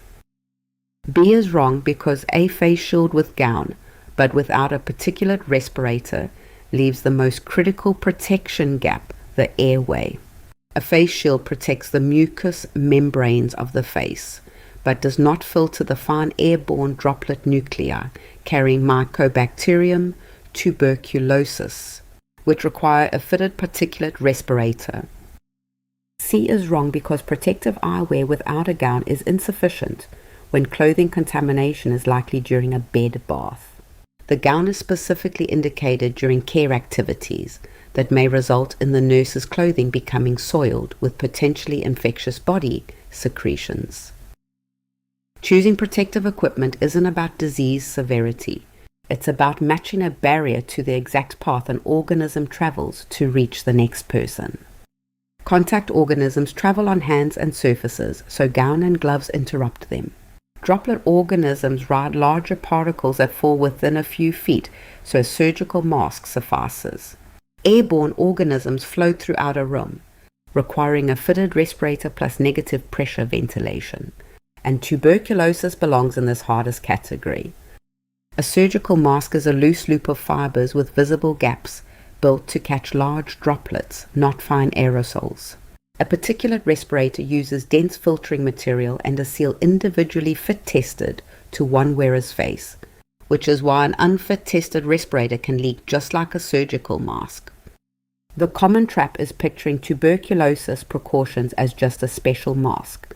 Two exposure routes are often in play at once: inhalation and direct contact, and each needs its own barrier. So a nurse bathing a coughing patient dons the fitted respirator for the airway and adds a gown and gloves before touching soiled linens or skin. Separate these by transmission route, not severity. Contact calls for gown and gloves. Droplet calls for a surgical mask.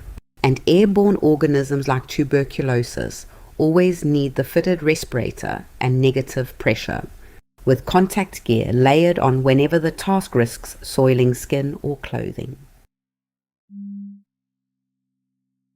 Question 32. A nurse is educating a client with emphysema about dyspnea management at home. The client asks which specific position best helps with breathing during severe episodes. Which nurse response is correct according to Saunders' teaching principles? Your options are A. Sit upright and lean forward with your elbows on your knees or a table. B. Lie on your side with one pillow under your head for support. C. Sit up straight with your hands flat on your thighs to open the chest. D. Lie supine with a wedge pillow elevating the upper body to 30 degrees. Got a guess? Lock it in.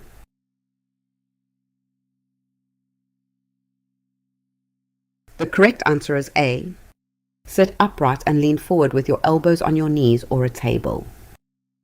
Is correct because the tripod position, sitting upright and leaning forward with elbows resting on the knees or an overbed table, fixes the shoulder girdle, allowing accessory respiratory muscles to assist ventilation more effectively. Saunders identifies this and similar forward-leaning postures as the recommended positions for managing dyspnea in emphysema. B is wrong because side-lying does not fix the shoulder girdle or allow accessory muscles to function at full mechanical advantage. The tripod position's therapeutic value lies in bracing the upper extremities against a surface, which cannot be achieved in a lateral recumbent position. C is wrong because sitting upright with hands on thighs does not fix the shoulder girdle, which is the key mechanism by which the tripod position allows accessory muscles to assist ventilation. The hands must be braced against the surface to create the leverage needed for the pectoral and scalene muscles to function. D is wrong because the supine position, even elevated, impairs diaphragmatic function in emphysema clients by allowing abdominal contents to push against the already flattened diaphragm. Orthopnea is a known symptom in COPD, requiring upright rather than recumbent positioning during dyspneic episodes. Why does leaning forward and bracing the arms help someone with emphysema breathe? The answer isn't comfort, it's mechanics, a clever reversal of how muscles normally work. Emphysema destroys the walls between alveoli, along with the lungs' natural elastic recoil that normally pushes air out effortlessly. Without that recoil, airways collapse early. Air gets trapped and the chest hyperinflates into the classic barrel shape. Accessory muscles like the sternocleidomastoids, scalens, and pectorals normally move the arm while the rib cage stays fixed. Bracing the forearm against a stationary surface flips that relationship. So the fixed arm lets the pull instead lift the rib cage and sternum with every breath. The critical word is fixed. Loosely resting hands on the thighs doesn't brace anything since the arm stays free. And lying flat fails too, because gravity pushes organs upward and leaves no surface for the arms to press against. Contrast this with heart failure or orthopnea, where sitting up simply reduces venous return to a congested heart. In obstructive lung disease, forward lean with weight-bearing arms gives overworked muscles a true mechanical anchor, not just gravitational relief. Question 33. A client admitted with acute asthma exacerbation had audible wheezing 1 hour ago. On reassessment, the nurse notes the wheezing has completely disappeared, but the client appears visibly distressed, is using all accessory muscles, and oxygen saturation has declined from 93% to 85%. Which interpretation is correct? Your options are: A. The disappearance of wheezing confirms the bronchodilator was effective. B. The client is hyperventilating, which is causing the drop in oxygen saturation. C. Silent breath sounds in active respiratory distress indicate near total airflow obstruction. D. The client has developed a pneumothorax, which would explain the absent sounds. Which one is it? Pause the video if you need more time.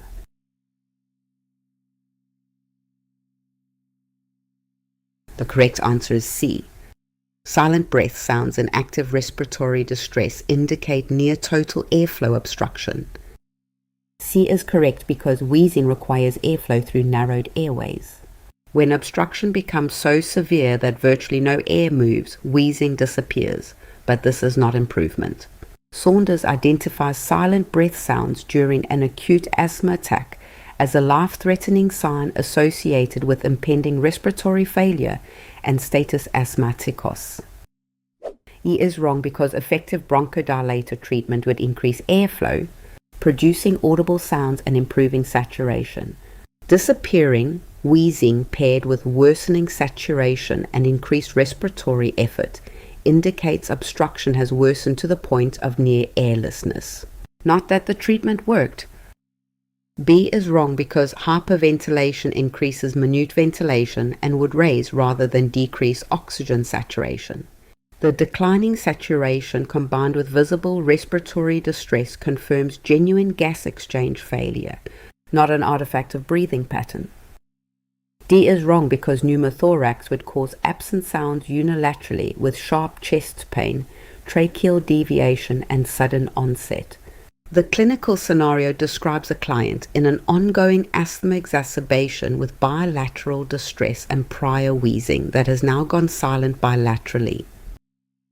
Wheezing isn't a symptom like pain or nausea. It's a physical sound made when air moves turbulently through a narrowed airway, the same way a whistle makes sound by forcing air through a narrow slit. That means wheezing actually proves air is still flowing. In an acute asthma exacerbation, 3 processes narrow the airway at once: spasm of the smooth muscle, swelling of the inflamed lining, and thickened mucus clogging the passage.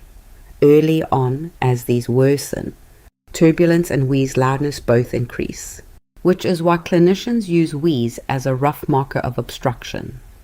As obstruction worsens further, the airway can close so completely that almost no air passes through.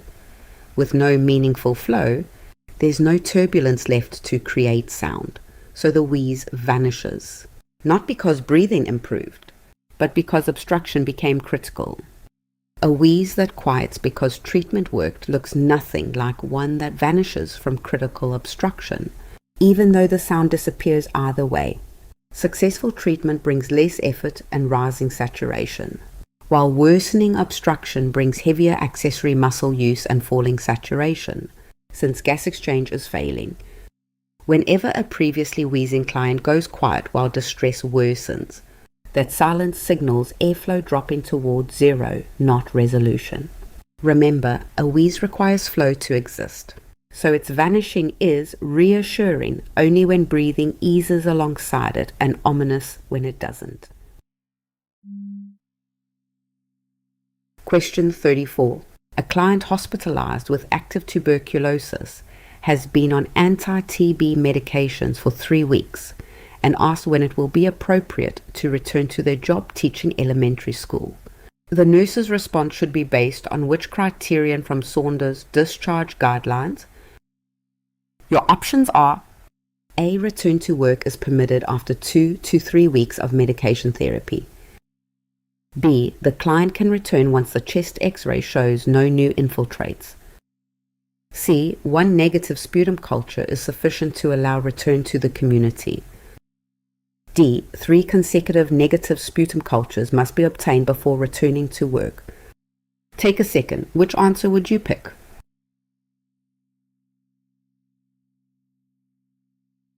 The correct answer is D. 3 consecutive negative sputum cultures must be obtained before returning to work. D is correct because Saunders states the client may return to former employment when 3 consecutive sputum cultures are negative. This microbiological standard confirms that active bacterial shedding has ceased, and the client is no longer infectious to co-workers and community contacts. A is wrong because 2 to 3 weeks of therapy marks the point at which transmission risk is greatly reduced, not the point at which the client is declared non-infectious and cleared to return to work. Microbiological confirmation through sputum cultures is required before work clearance. B is wrong because chest X-ray findings do not confirm the absence of active bacterial shedding. Radiographic changes may persist even after the client is microbiologically non-infectious, and chest imaging is not the standard criterion used to determine when a TB client may return to the workplace. C is wrong because a single negative sputum culture does not meet the Saunders criterion for return to work. Variability in specimen collection technique can produce a false negative result, and 3 consecutive negative cultures are required to confirm reliable microbiological clearance before re-entering the workplace. Deciding when a tuberculosis patient can safely return to work or school isn't about how they feel. It's about laboratory proof that the organism is gone. Anti-tuberculosis medication works fast, and clients often feel less feverish and fatigued within weeks. But reducing the bacterial population is different from eliminating it, so someone can feel much better while still coughing out enough viable organism to infect others.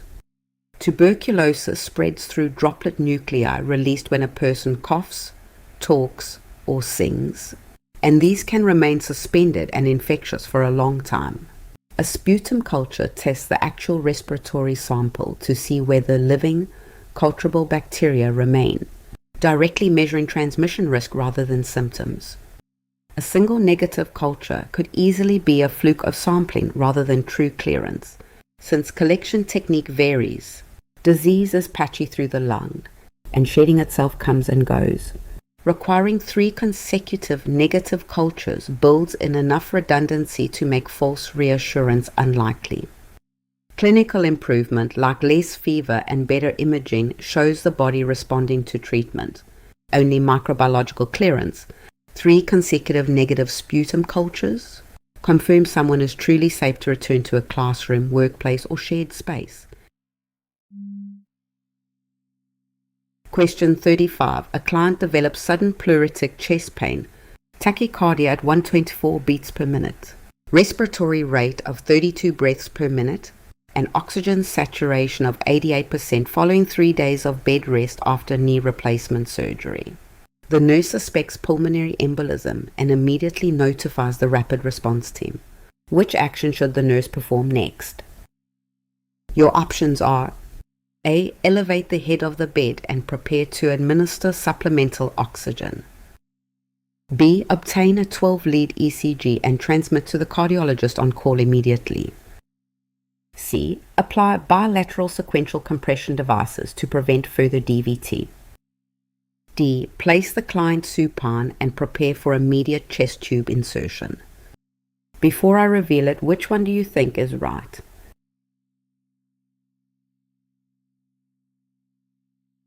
The correct answer is A. Elevate the head of the bed and prepare to administer supplemental oxygen. A is correct because after notifying the rapid response team, Saunders' priority nursing actions for suspected pulmonary embolism include reassuring the client, elevating the head of the bed, and preparing to administer oxygen.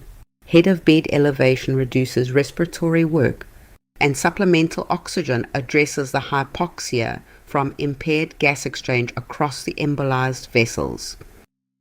B is wrong because obtaining and transmitting an ECG to a cardiologist is a secondary diagnostic action. While ECG findings in PE may show right heart strain patterns, the immediate nursing priority is positioning and oxygenation rather than remote diagnostic communication. C is wrong because sequential compression devices prevent new DVT formation and are not an acute response to an active pulmonary embolism. The immediate priority is supporting the client's oxygenation and circulation, not further DVT prophylaxis. D is wrong because chest tube insertion is the treatment for pneumothorax or hemothorax, not pulmonary embolism. Positioning the client supine would also worsen respiratory distress in a client with active hypoxia. Pulmonary embolism requires anticoagulation and oxygenation support, not pleural space drainage. A pulmonary embolism blocks blood flow to a segment of lung that is still receiving air. That mismatch between air reaching the alveoli and blood reaching them is the root of every symptom that follows. Normally, oxygen exchange depends on ventilated alveoli sitting beside perfused capillaries. When perfusion drops out but airflow continues, that segment becomes functional dead space, unable to add oxygen no matter how deeply the client breathes. Saturation falls because gas exchange fails. Heart rate rises to move blood faster. Respiratory rate rises to compensate. And pleuritic chest pain appears because ischemic lung tissue often abuts the irritated pleura. None of this resolves with faster breathing, since the problem is blood flow, not airflow. While awaiting the responding team, priority goes to actions that support oxygenation right now, raising the head of the bed to ease breathing effort, and preparing supplemental oxygen, ECG compression devices, and other interventions are useful, but they are secondary or address a different problem entirely. Positioning and oxygen support airway and breathing immediately using only nursing judgment. Everything else, diagnostics, prevention, or interventions for other conditions, comes after. Question 36. A client with COPD on 5-LWT-min oxygen via nasal cannula becomes increasingly drowsy and minimally responsive. Arterial blood gas results show pH 7.30, PaCO2 7-alcohol-beta Hg, PaO2 68-amine Hg, and HCO3 30 AQE. Which nursing action is most appropriate? Your options are A. Increase the oxygen to 10 LMN to address the hypoxemia. B. Hold the oxygen briefly to stimulate the hypoxic respiratory drive. C. Notify the provider immediately and prepare for possible ventilatory support. D. Encourage the client to take deep breaths and position in low Fowler. What's your answer? Commit to one before I continue.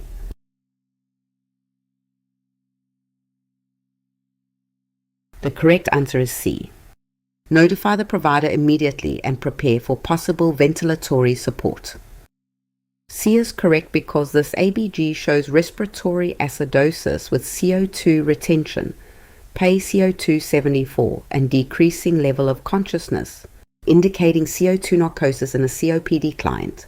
Saunders specifies that mechanical ventilation should be prepared when supplemental oxygen cannot maintain acceptable PaO2 and PaCO2 levels.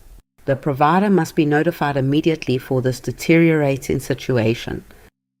A is wrong because increasing oxygen to high flow in a COPD client with chronic CO2 retention suppresses the hypoxic respiratory drive, potentially reducing the drive to breathe and worsening CO2 accumulation.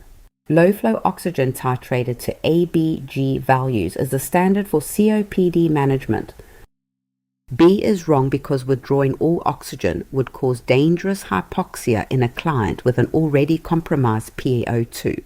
The hypoxic drive concept does not justify creating acute hypoxic danger. Oxygen must be titrated carefully, not removed entirely. D is wrong because a drowsy, minimally responsive client cannot safely perform cooperative deep breathing exercises. Attempting to ambulate or encourage exercise in a client with CO2 narcosis risks aspiration, falls, and respiratory arrest. Provider notification and preparation for ventilatory support are the clinical priority. Carbon dioxide narcosis happens when a client with severe lung disease can no longer clear carbon dioxide, and it builds up to toxic levels that sedate the brain. Recognizing this pattern early is a critical safety skill in advanced chronic lung disease. In healthy lungs, rising carbon dioxide is the main trigger to breathe faster. But in someone living with chronically high carbon dioxide for years, that alarm system goes numb, so the body switches to a backup trigger, falling oxygen levels. When supplemental oxygen fully corrects low blood oxygen, it can blunt this backup drive too. Breathing slows, carbon dioxide climbs even higher, and the rising level pushes the blood toward acidosis while depressing the brain, causing the drowsiness that marks carbon dioxide narcosis. The warning signs are a known history of severe chronic lung disease. Oxygen already running by nasal cannula, a client becoming newly drowsy or hard to rouse, and blood gas results showing a falling pH with markedly elevated carbon dioxide. Together, these point toward urgent escalation, not a simple oxygen adjustment. Oxygen in a chronic carbon dioxide retainer should be titrated carefully, never removed outright, because hypoxia stays dangerous either way. But once mental status declines alongside worsening acidosis, the problem has outgrown what an oxygen adjustment can fix, and the priority becomes urgent notification and readiness for ventilatory support. Question 37. A nurse is teaching a client with COPD about pursed lip breathing during periods of dyspnea. The client asks why this technique is specifically recommended for their condition.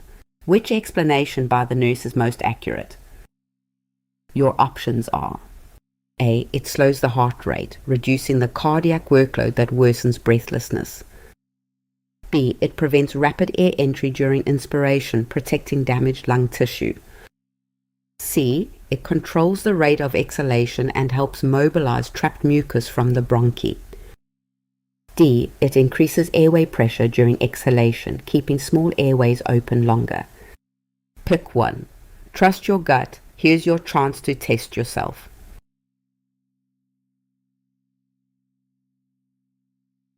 The correct answer is D. It increases airway pressure during exhalation, keeping small airways open longer. D is correct because pursed lip breathing creates back pressure during exhalation that prevents premature small airway collapse in COPD, where loss of elastic recoil allows airways to close early. This technique promotes maximal carbon dioxide expiration, reduces air trapping, and is specified by Saunders as a key breathing technique that increases airway pressure and keeps passages open. A is wrong because pursed lip breathing acts mechanically on the airways during exhalation rather than through a cardiovascular mechanism. Any secondary reduction in heart rate during improved breathing reflects better gas exchange, not a direct cardiac effect of the technique itself. B is wrong because pursed lip breathing is applied during the expiratory phase, not during inhalation. The technique does not slow inspiratory airflow. Its benefit is entirely in the exhalation phase by prolonging it and maintaining positive pressure in the airways. C is wrong because pursed lip breathing does not mobilize mucus. Controlled coughing techniques and chest physiotherapy are the methods used for secretion clearance. Pursed lip breathing addresses the gas trapping and airway collapse mechanisms of COPD, which are distinct from the mucus hypersecretion problem. Positive end expiratory pressure means keeping airway pressure higher than normal, but only during one specific window, the breath going out. Pursed lip breathing is the body's own way of creating this effect without any machine. In healthy lungs, small airways stay open during exhalation because elastic tissue and surrounding lung structure pull outward on them. In emphysema, that elastic recall is lost, so the airway wall goes floppy and buckles shut before the breath finishes, trapping air behind it. Pursed lip breathing recreates that missing structural support using pressure instead of tissue. Exhaling slowly through narrowed lips backs pressure up into the smaller airways, keeping them propped open longer than an ordinary exhale would. The key detail is timing. This pressure acts only during exhalation, propping open airways that are still open and trying to collapse, not reopening ones already sealed. And it's not about mucus. Clearing secretion still requires coughing or chest physiotherapy, not pressure control. Whenever you see pressure described specifically during breathing out, aimed at keeping small airways from collapsing, that's this exhalation phase mechanism at work. Question 38. A client returns to the post-procedure nursing unit 3 hours after bronchoscopy with biopsy of a right lower lobe lung lesion. The client reports a mild dry cough, and the nurse observes small amounts of blood-streaked sputum in the collection cup. How should the nurse respond to this finding? Your options are: A. Notify the provider emergently, as hemoptysis after biopsy indicates hemorrhage. B. Document the finding as an expected post-biopsy outcome and continue monitoring. C. Prepare the client for emergency bronchoscopy to identify the bleeding source. D. Administer a bronchodilator immediately to reduce bronchial irritation and swelling. Which would you go with? Lock it in before the reveal.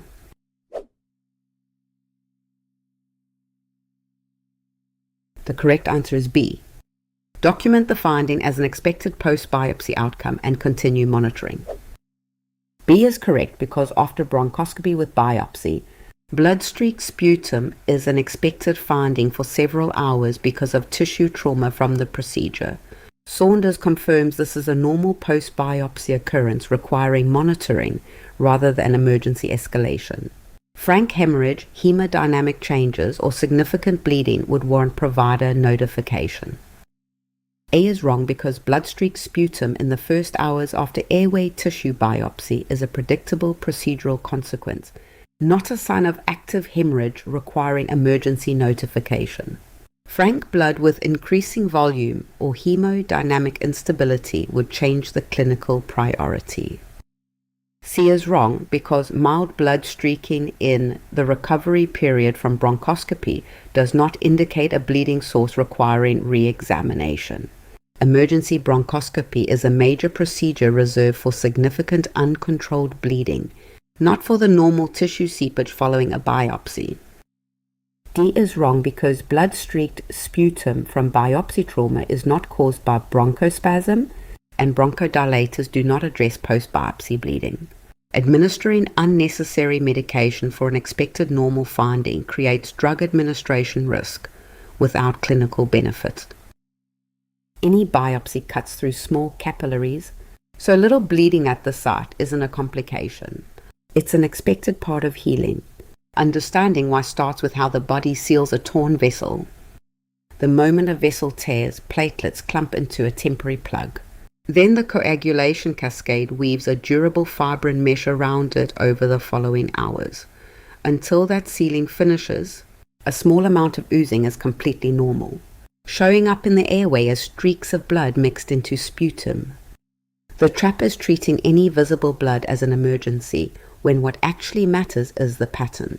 Small streaks that stay stable or fade, alongside stable vital signs, describe expected oozing, while frank, growing blood paired with falling blood pressure or a climbing heart rate describes true hemorrhage that needs urgent action. Picture the injured capillary itself. The biopsy instrument severs a small vessel.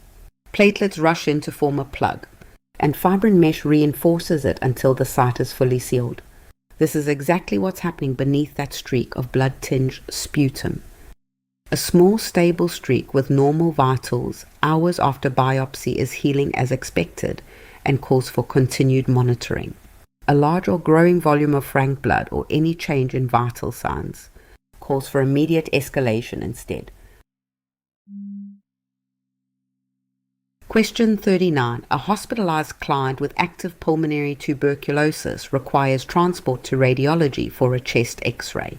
Before the client leaves the airborne isolation room, the nurse should instruct the client to take which specific action? Your options are: A. Put on a fitted N95 particulate respirator for the hallway transport. B. Cover the mouth and nose with a hand when passing other patients. C. Wear a surgical mask throughout the entire transport. D. No protective measures are needed since the transport is less than 10 minutes. Don't overthink it. Which one feels right?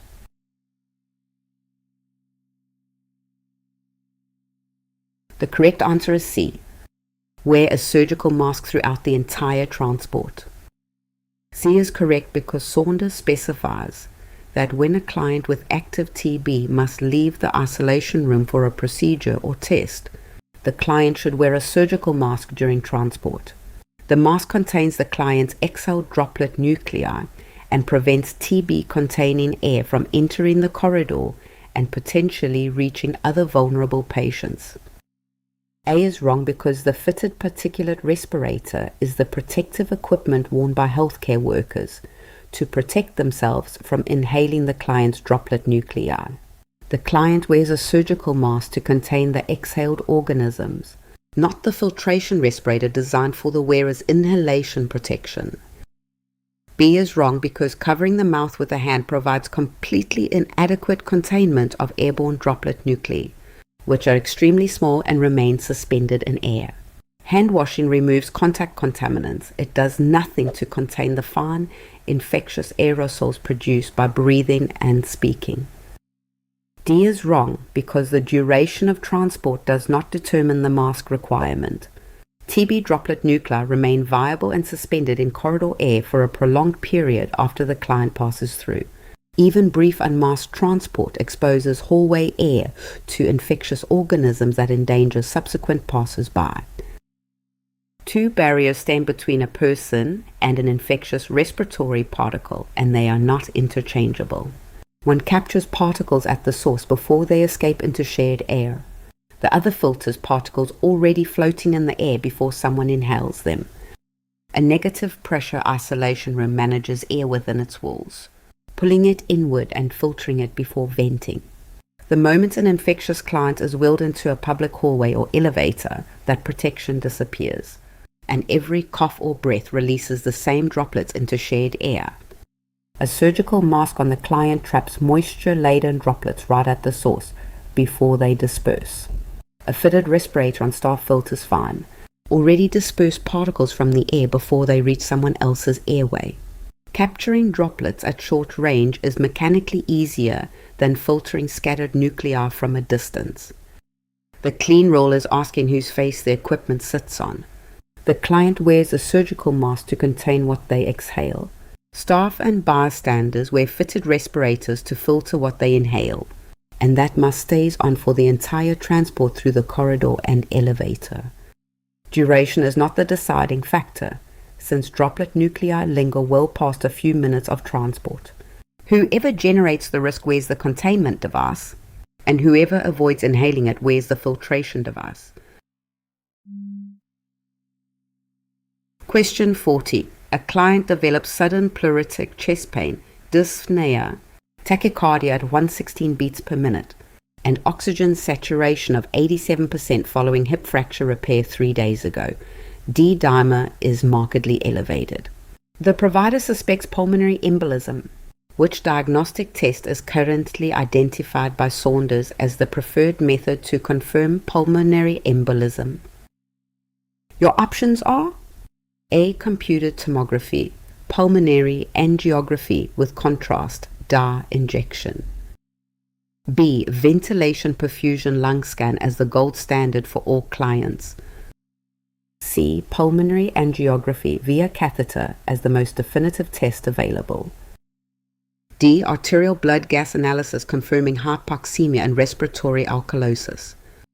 Got a guess? Lock it in.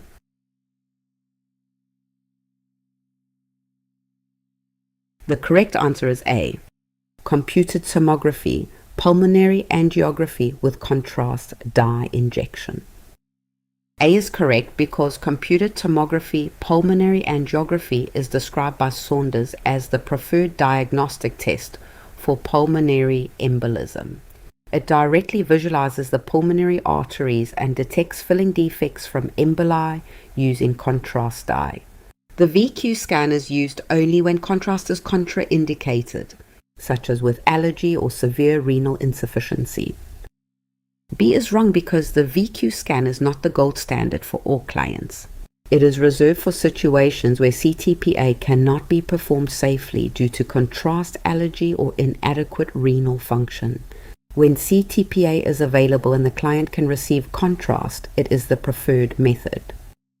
C is wrong because traditional catheter-based pulmonary angiography is an older, invasive approach that has largely been replaced by CTPA in current clinical practice. While technically definitive, its procedural risk and resource requirements make it a second-line option rather than the preferred diagnostic method. D is wrong because ABG analysis is nonspecific and cannot confirm pulmonary embolism. Hypoxemia and respiratory alkalosis support clinical suspicion but occur in many other conditions. Confirmatory diagnosis requires imaging that directly identifies the clot or its perfusion defect in the pulmonary vasculature.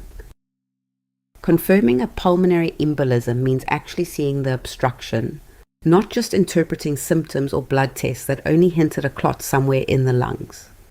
Clinical clues like chest pain, a racing heart, and a rising D-dimer only raise suspicion because D-dimer also climbs after surgery, pregnancy, infection, or simple aging. Suspicion is not proof, and proof requires a direct look at the vessel.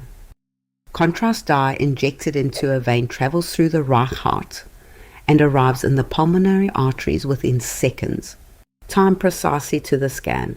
A clot blocks that contrast from filling the vessel, creating a dark filling defect, a direct shadow revealing the clot's exact location and size. CT pulmonary angiography is preferred whenever contrast is safe. When allergy or kidney impairment makes contrast risky, a ventilation perfusion scan compares airflow to blood flow without any dye.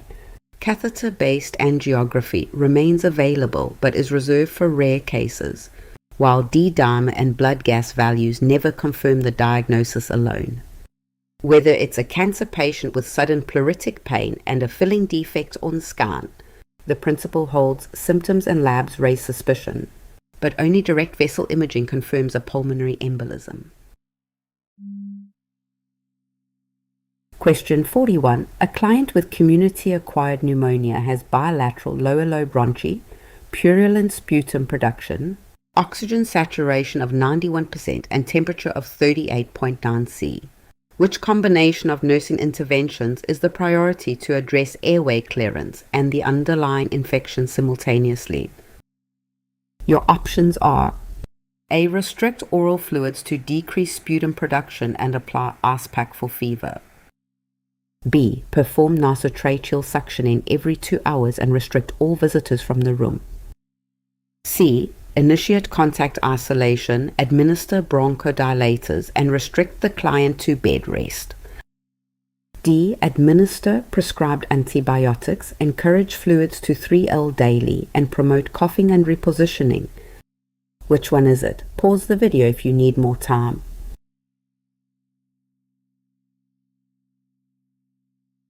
The correct answer is D. Administer prescribed antibiotics, encourage fluids to 3L daily, and promote coughing and repositioning.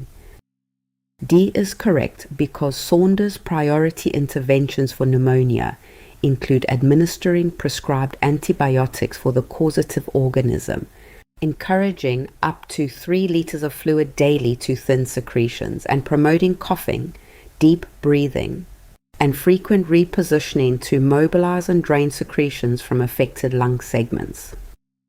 A is wrong because restricting fluids in pneumonia thickens secretions and worsens airway clearance, the opposite of the therapeutic goal.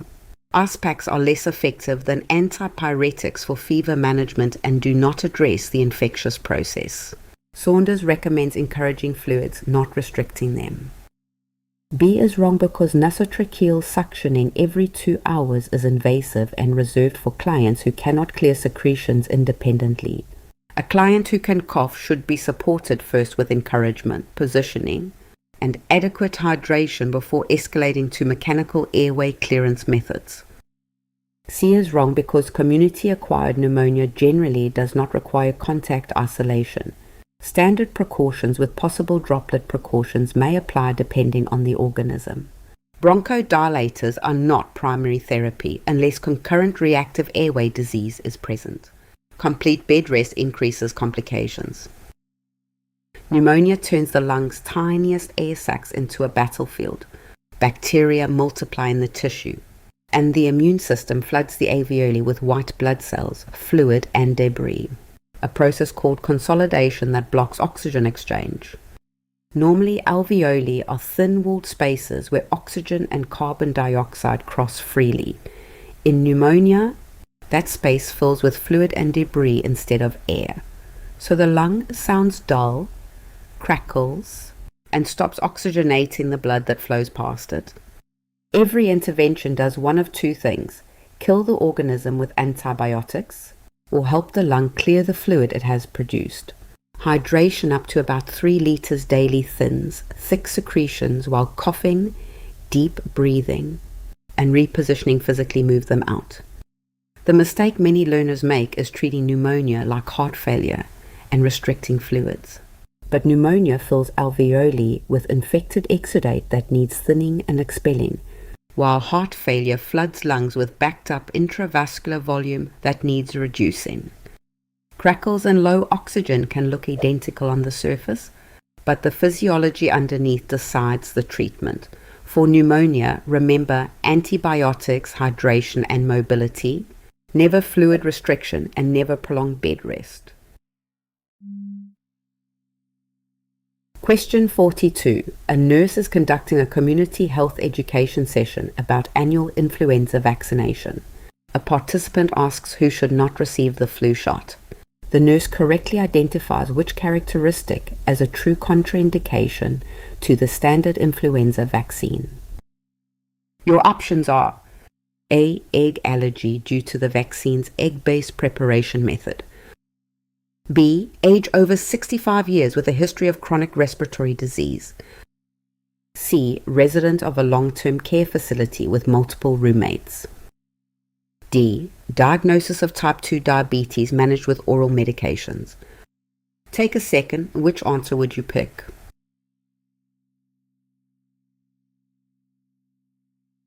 The correct answer is A. Egg allergy due to the vaccine's egg-based preparation method. A is correct because Saunders identifies egg allergy as a contraindication to the standard influenza vaccine because it is traditionally prepared in egg-based culture media. The vaccine contains egg protein that can trigger allergic reactions in sensitized individuals, requiring special precautions or alternative vaccine formulations.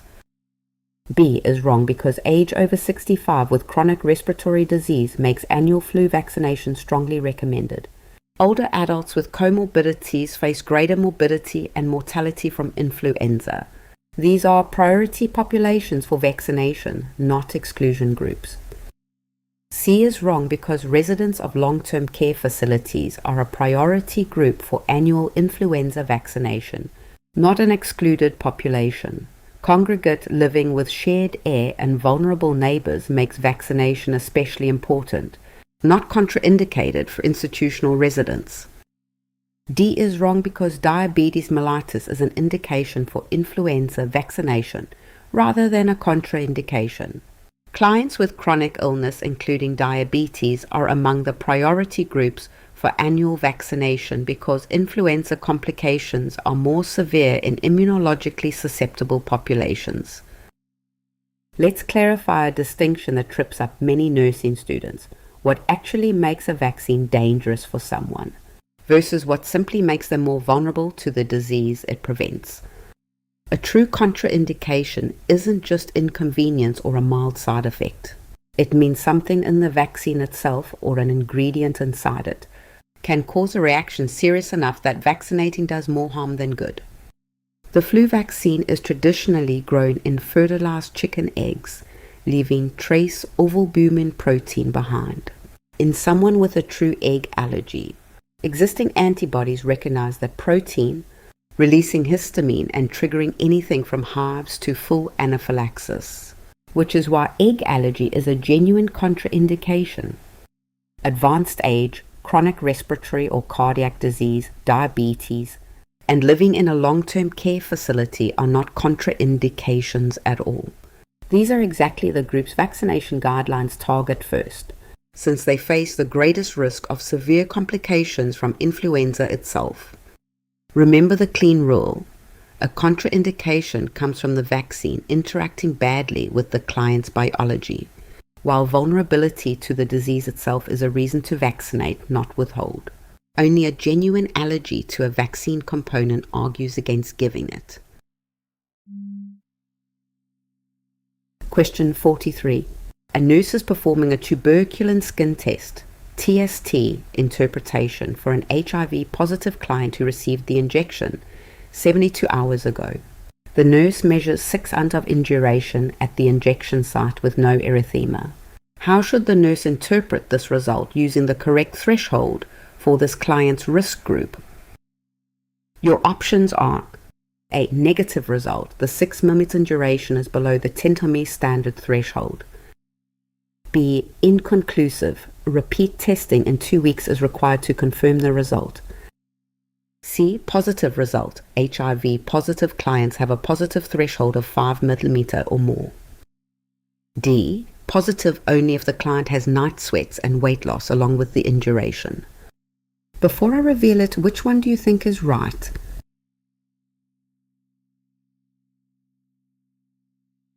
The correct answer is C. Positive result. HIV positive clients have a positive threshold of 5 meters or more. C is correct because HIV positive clients are immunosuppressed, which blunts the immune response to tuberculin antigen, producing smaller reactions even with true exposure. Therefore, the positive threshold is lowered to 5 ml or more for HIV-infected persons. A 6 ml in duration exceeds this threshold and is classified as a positive result requiring further evaluation. A is wrong because the 10 ml threshold applies to different risk groups, such as recent immigrants and institutional workers, not to immunocompromised clients. Using the wrong threshold for an HIV positive client would miss positive results and delay identification and treatment of latent or active TB. B is wrong because the result is fully interpretable using established criteria. A 6 mm in duration in an HIV positive client clearly exceeds the 5 meter threshold, making the result positive. Repeat testing is not required when the measurement unambiguously meets the classification standard. D is wrong because TST interpretation is based exclusively on the measurement of induration in millimeters, regardless of clinical symptoms. Symptoms support suspicion for active TB, but do not change the definition of a positive skin test reaction for any risk group. Let's break down the theory behind the tuberculin skin test and why the same measurement can mean two very different things depending on who is being tested. This test relies on delayed type hypersensitivity, a T-cell driven response. Memory T cells must migrate to the site, recognize the protein, and recruit other cells, which is why the reaction takes days to build rather than minutes, like a typical allergy. Only firm, raised swelling, called induration, counts toward the result. It's measured with a ruler across the forearm during the 48 to 72-hour window, while surrounding redness or erythema without a palpable border does not count on its own. The threshold for a positive result isn't fixed. Someone with an intact immune system needs about 15 millimeters, but someone immunosuppressed, like a person with HIV, a transplant recipient, or someone on high-dose corticosteroids, is positive at just 5 millimeters because a weaker immune system produces a smaller reaction even with true infection. Induration size alone means nothing until it's compared against the correct threshold for that person's risk category, and a weaker immune system always lowers the bar for positivity.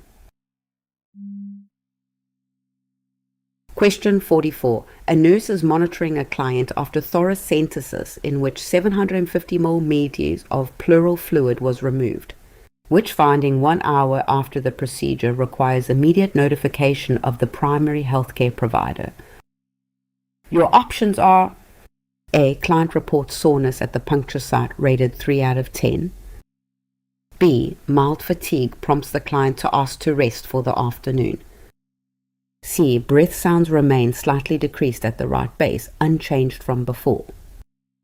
D. Respiratory rate increases to 30 breaths per minute with increasing dyspnea. What's your answer? Commit to one before I continue.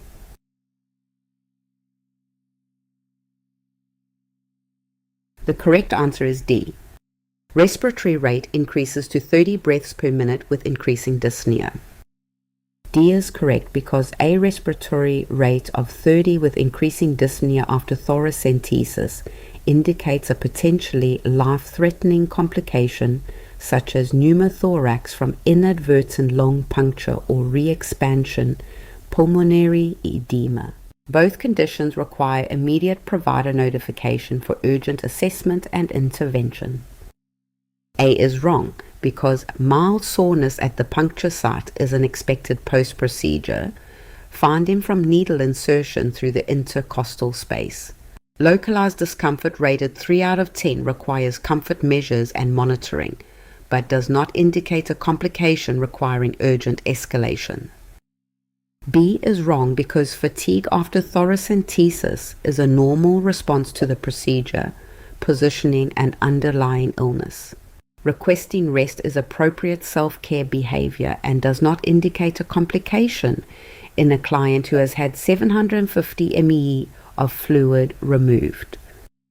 C is wrong because breath sounds that remain slightly decreased and unchanged from before the procedure reflect the pre-existing pleural effusion only partially resolved. This finding requires monitoring but does not represent a new post-procedure complication, warranting urgent escalation. Thoracentesis drains fluid that has built up in the pleural space, relieving pressure on the lung so it can re-expand and breathe more easily. Fluid collects between the lung and chest wall for many reasons: heart failure, infection, cancer, or low protein states. Whatever the cause, that fluid keeps the lung from expanding fully, and draining it can bring immediate relief. The needle passes blindly through several tissue layers to reach the pleural space. If it goes too far or at the wrong angle, it can nick the lung itself, letting air leak in and causing a pneumothorax. Mild soreness, fatigue, and breath sounds that stay the same as before are expected recovery, but a climbing respiratory rate, new or worsening shortness of breath, or new chest asymmetry signal a real complication, like re-expansion pulmonary edema, and demand immediate escalation. The rule is simple. Compare every new finding to how the patient was breathing before the procedure. Unchanged or better means recovery is on track. Measurably worse means something new has gone wrong, and it belongs to the provider immediately. Question 45. A client with ARDS is mechanically ventilated with PEEP set at 12 cm H2O and FiO2 at 7%, yet the PaO2 remains at 58 msag. The nurse understands that PEEP improves oxygenation in ARDS primarily by which mechanism? Your options are: A. Increasing tidal volume delivered with each ventilator breath. B. Preventing alveolar collapse at end expiration, recruiting collapse units for gas exchange. C. Reducing pulmonary artery pressure to improve right ventricular output. D. Stimulating surfactant production in the damaged alveolar type 2 cells. Pick one. Trust your gut. Here's your chance to test yourself.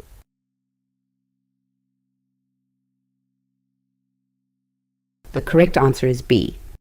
Preventing alveolar collapse at end expiration, recruiting collapsed units for gas exchange. B is correct because PEEP maintains positive pressure at the end of expiration that prevents alveoli from collapsing between ventilator breaths. In ARDS, diffuse alveolar injury and surfactant loss cause widespread atelectasis.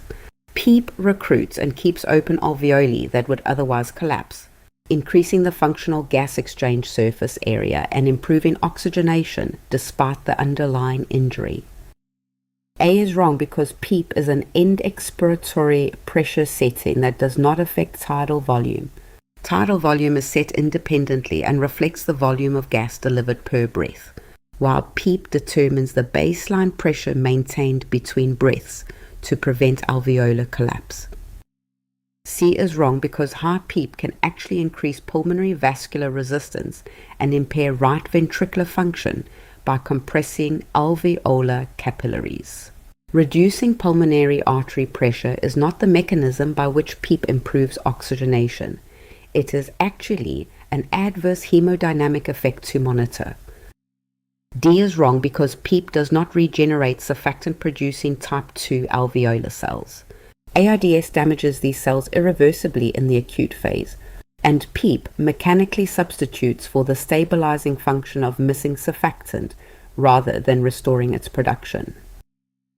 Positive end expiratory pressure, or PEEP, keeps a small cushion of pressure in the lungs at the end of exhalation, preventing pressure from ever falling all the way to zero between breaths.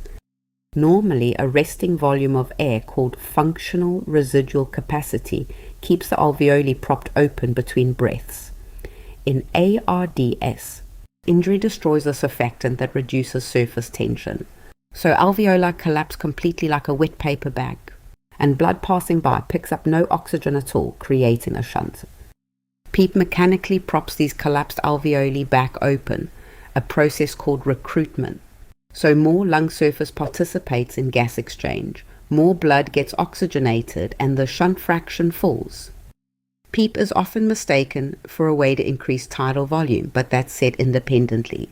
PEEP also doesn't regenerate damaged surfactant-producing cells. It simply substitutes mechanically for the missing surfactant effect while the lung heals. PEEP solves a spacing problem, keeping alveolar open between breaths, so more of the lung can exchange gas, though too much pressure can compress capillaries, which is why it's titrated carefully rather than maximized. Question 46. A nurse confirms a client's diagnosis of active pulmonary tuberculosis by sputum culture. The client has been hospitalized for 8 days and asks why the room door must stay completely closed at all times. The nurse explains this is required to maintain which room characteristic essential for airborne TB isolation. Your options are: A. Contact precautions require a closed door to prevent surface transmission. B. The closed door prevents TB drug resistance from developing in the hallway air. C. Negative pressure in the isolation room is maintained only when the door stays shut. D. Droplet precautions require a closed door for all airborne infectious diseases. Which would you go with? Lock it in before the reveal.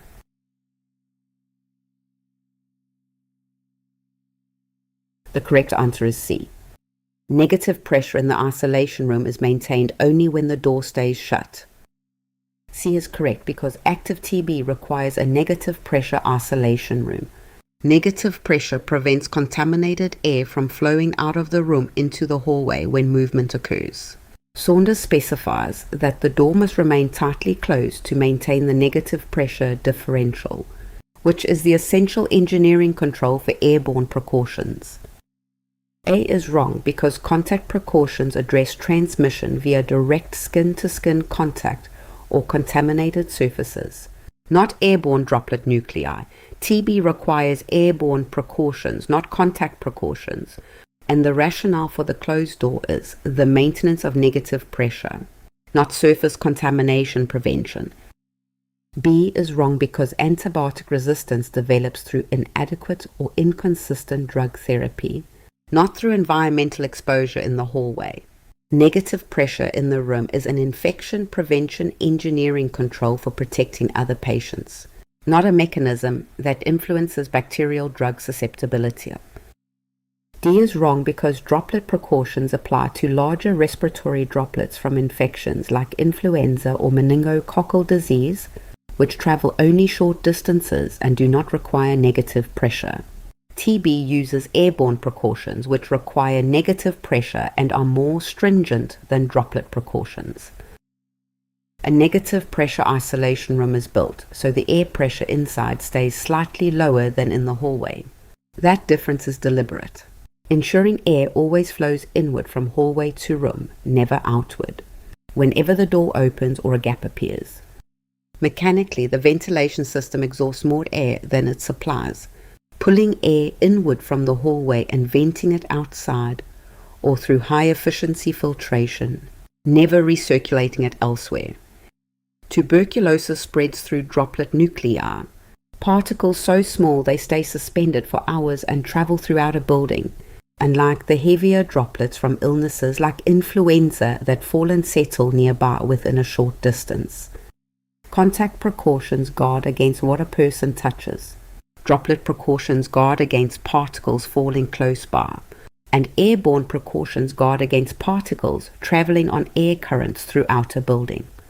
Only airborne precautions, for tuberculosis, measles, and varicella, require an engineered negative pressure room. The moment the door is propped open, pressure equalizes and airflow can reverse, carrying suspended droplet nuclei into the corridor. Keeping the door shut is what preserves the pressure gradient the entire isolation strategy depends on. Question 47. A nurse is teaching a client with persistent moderate asthma about using the albuterol metered dose inhaler. The client asks why this inhaler is different from the other inhalers that are used every day. Which explanation by the nurse is most accurate? Your options are: A. The albuterol inhaler is a controller medication taken daily to prevent symptoms. B. It is used before bedtime every night to prevent nighttime symptoms. C. It is used along with the steroid inhaler at the same time to improve delivery. D. The albuterol inhaler is a rescue medication used during acute episodes to open airways. Don't overthink it. Which one feels right?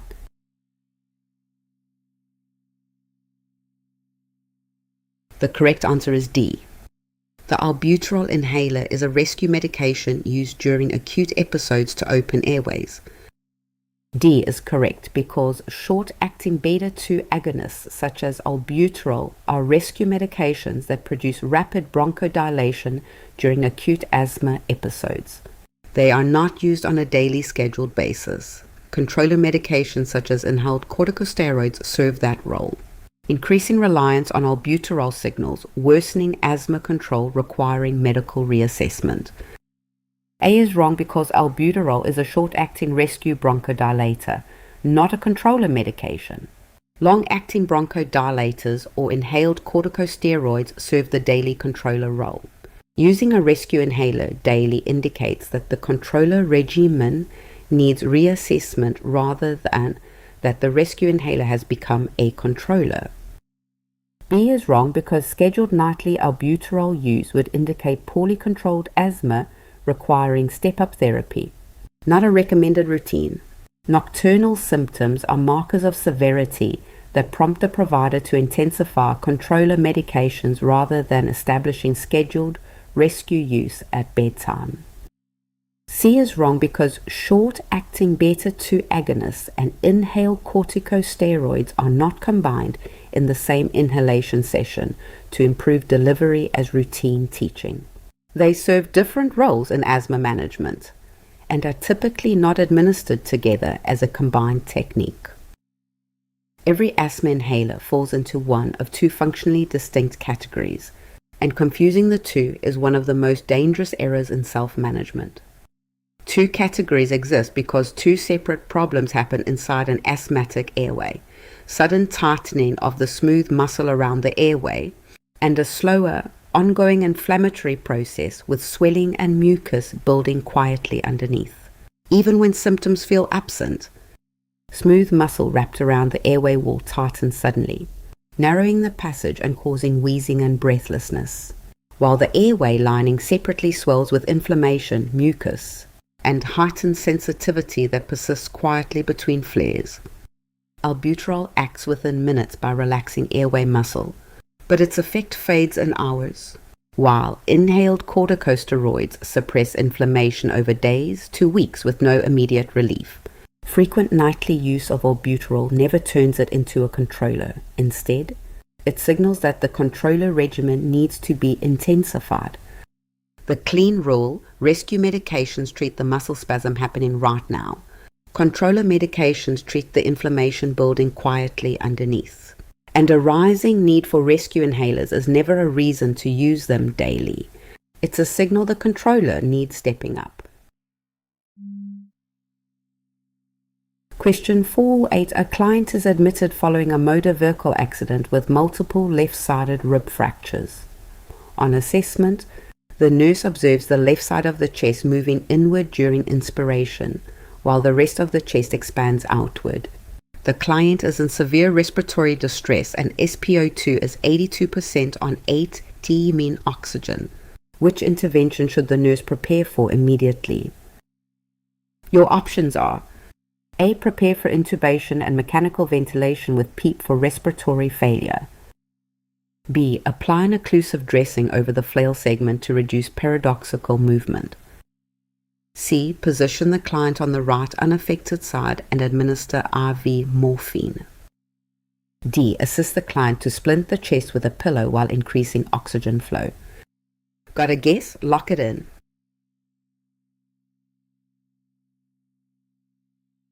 The correct answer is A. Prepare for intubation and mechanical ventilation with PEEP for respiratory failure. A is correct because severe flail chest with an SpO2 of 82% despite 8 Elman supplemental oxygen constitutes respiratory failure. Saunders specifies that severe flail chest associated with respiratory failure requires preparation for intubation and mechanical ventilation with PEEP to stabilize the chest wall internally through positive airway pressure and to correct gas exchange failure. B is wrong because applying an occlusive dressing to stabilize the flail segment is an outdated approach that further restricts ventilation on the affected side without correcting the gas exchange failure. For severe hypoxia, airway management and ventilatory support take absolute priority over external chest wall stabilization. C is wrong because positioning on the unaffected side and IV morphine may provide modest comfort and some splinting effect for mild flail chest, but they cannot reverse an SpO2 of 82%. The degree of gas exchange failure present requires mechanical ventilatory support, not positional adjustments and analgesia alone. D is wrong because pillow splinting is a simple comfort and expectoration technique for stable rib fractures. With an SpO2 of 82% despite high flow oxygen, there is no time or clinical basis for low-level interventions. The client requires definitive airway management without delay. Flail chest happens when several adjacent ribs each break in 2 or more places, creating a free floating segment no longer mechanically linked to the rest of the chest wall. Normally the whole rib cage expands and relaxes together, driven by muscle contraction. But the flail segment answers only to pressure inside the chest, so it sinks in during inspiration and bulges out during exhalation, moving exactly opposite the rest of the chest wall, a pattern called paradoxical movement. The signal words to catch are paradoxical movement, chest wall sinking inward on inspiration from multiple adjacent rib fractures, and an oxygen saturation that stays critically low despite high flow oxygen.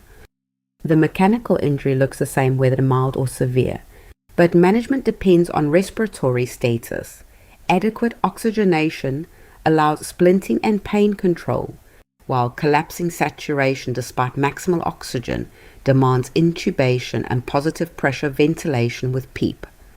Remember, paradoxical movement is the mechanical fingerprint of flail chest, but it's the severity of respiratory failure that decides whether the client needs positioning and pain control, or definitive airway management.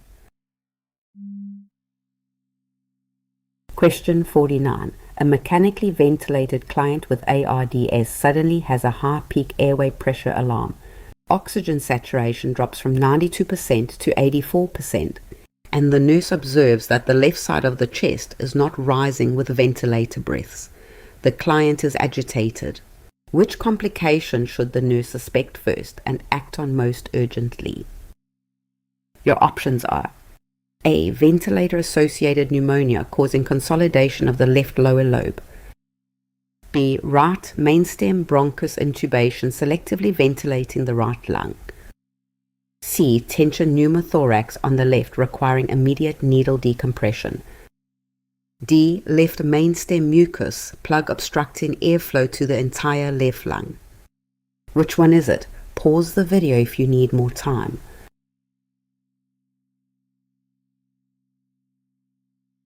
The correct answer is C. Tension pneumothorax on the left requiring immediate needle decompression. C is correct because sudden high peak airway pressure, absent left chest rise, agitation, and oxygen desaturation in a PEEP ventilated ARDS client suggests tension pneumothorax.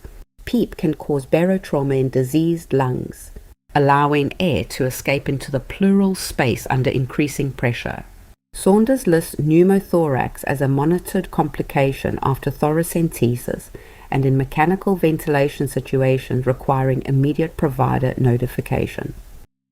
A is wrong because ventilator-associated pneumonia develops gradually over days with fever, purulent secretions, and progressive infiltrates rather than causing sudden acute deterioration with unilateral absent chest movement and a high pressure alarm. B is wrong because right mainstem intubation causes absent left-sided chest rise and could explain the unilateral findings. However, this complication typically occurs at intubation or with tube displacement, not as an acute onset event during ongoing stable ventilation in a PEEP-dependent ARDS client where barotrauma is a known risk. D is wrong because a complete left mainstem mucus plug would decrease but not eliminate left chest movement and would not typically cause the sudden high peak pressure spike seen with tension pneumothorax. Mucus plugging presents more gradually and responds to suctioning rather than the decompression needed for tension pneumothorax. Let's break down why tension pneumothorax is such a dangerous, fast-moving emergency and how to recognize it with confidence. Normally, the pleural space holds slight negative pressure that keeps the lung open. But when a tear creates a one-way flap, air escapes in and gets trapped, unable to leave. Each breath adds more air and more pressure, especially in a ventilated client with already damaged lung tissue. As trapped air builds, it collapses the lung on that side and pushes the mediastinum, the heart, trachea, and great vessels toward the opposite side. This kinks the vena cava, reduces blood return to the heart, and drops cardiac output, producing the rapid deterioration that defines this emergency. The pattern that points specifically to tension pneumothorax is 4 findings appearing together and suddenly: a high pressure alarm, absent or asymmetric chest rise, rapid desaturation, and new agitation from falling perfusion. Any one alone could mean something else, but together they demand immediate action. Gradual onset suggests infection. A problem since intubation suggests tube position, and partial movement suggests a mucus plug. Only a sudden, complete loss of chest movement paired with these signals means tension pneumothorax, and it demands decompression before anything else. Question 50. A client admitted with right lower lobe community-acquired pneumonia has a temperature of 39.6 C. Productive cough with thick yellow-green sputum, oxygen saturation of 90%, and raunchy at the right base. Which combination of nursing interventions best addresses this client's two priority problems of infection and impaired airway clearance? Your options are: A. Restrict fluids to 1200 ml per cm or daily, apply ice packs for fever, and restrict activity completely. B. Administer prescribed antibiotics, encourage 3 L of fluids daily, and promote coughing and repositioning. C. Initiate contact isolation, schedule bronchodilators, and keep the client on complete bed rest. D. Perform nasotracheal suctioning every 2 hours and limit antibiotic therapy to oral route. Take a second. Which answer would you pick?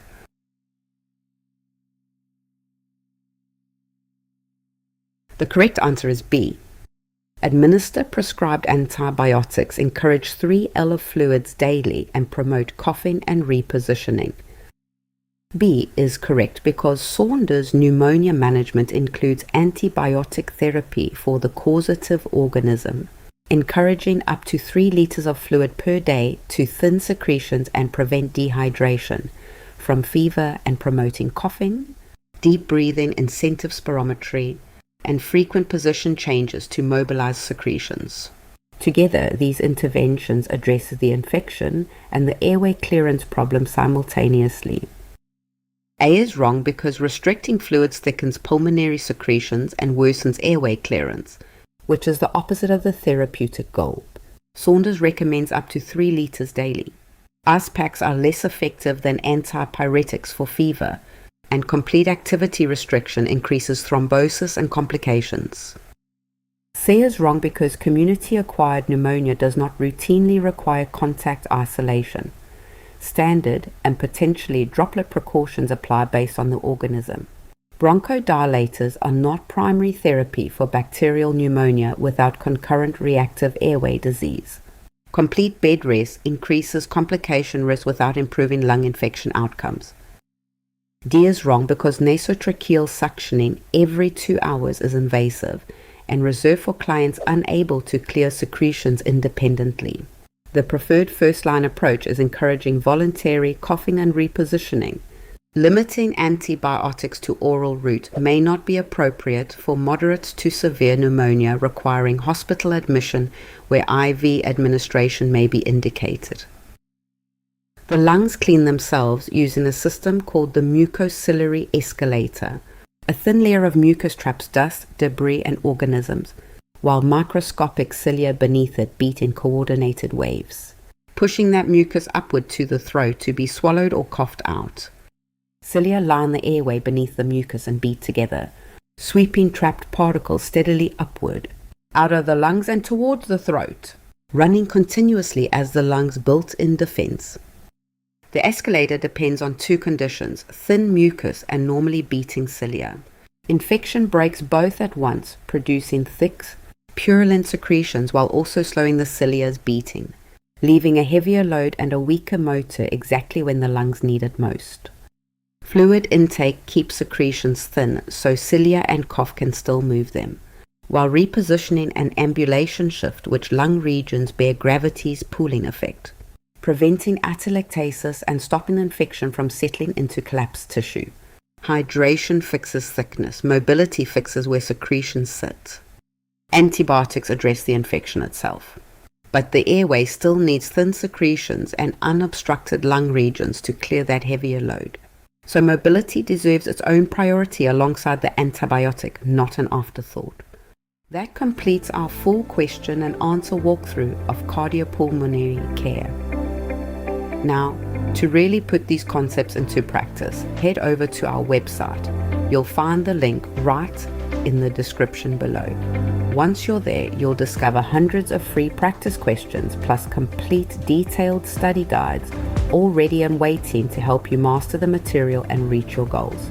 Don't forget to subscribe for our next cardiopulmonary video, and good luck on your HESI exam.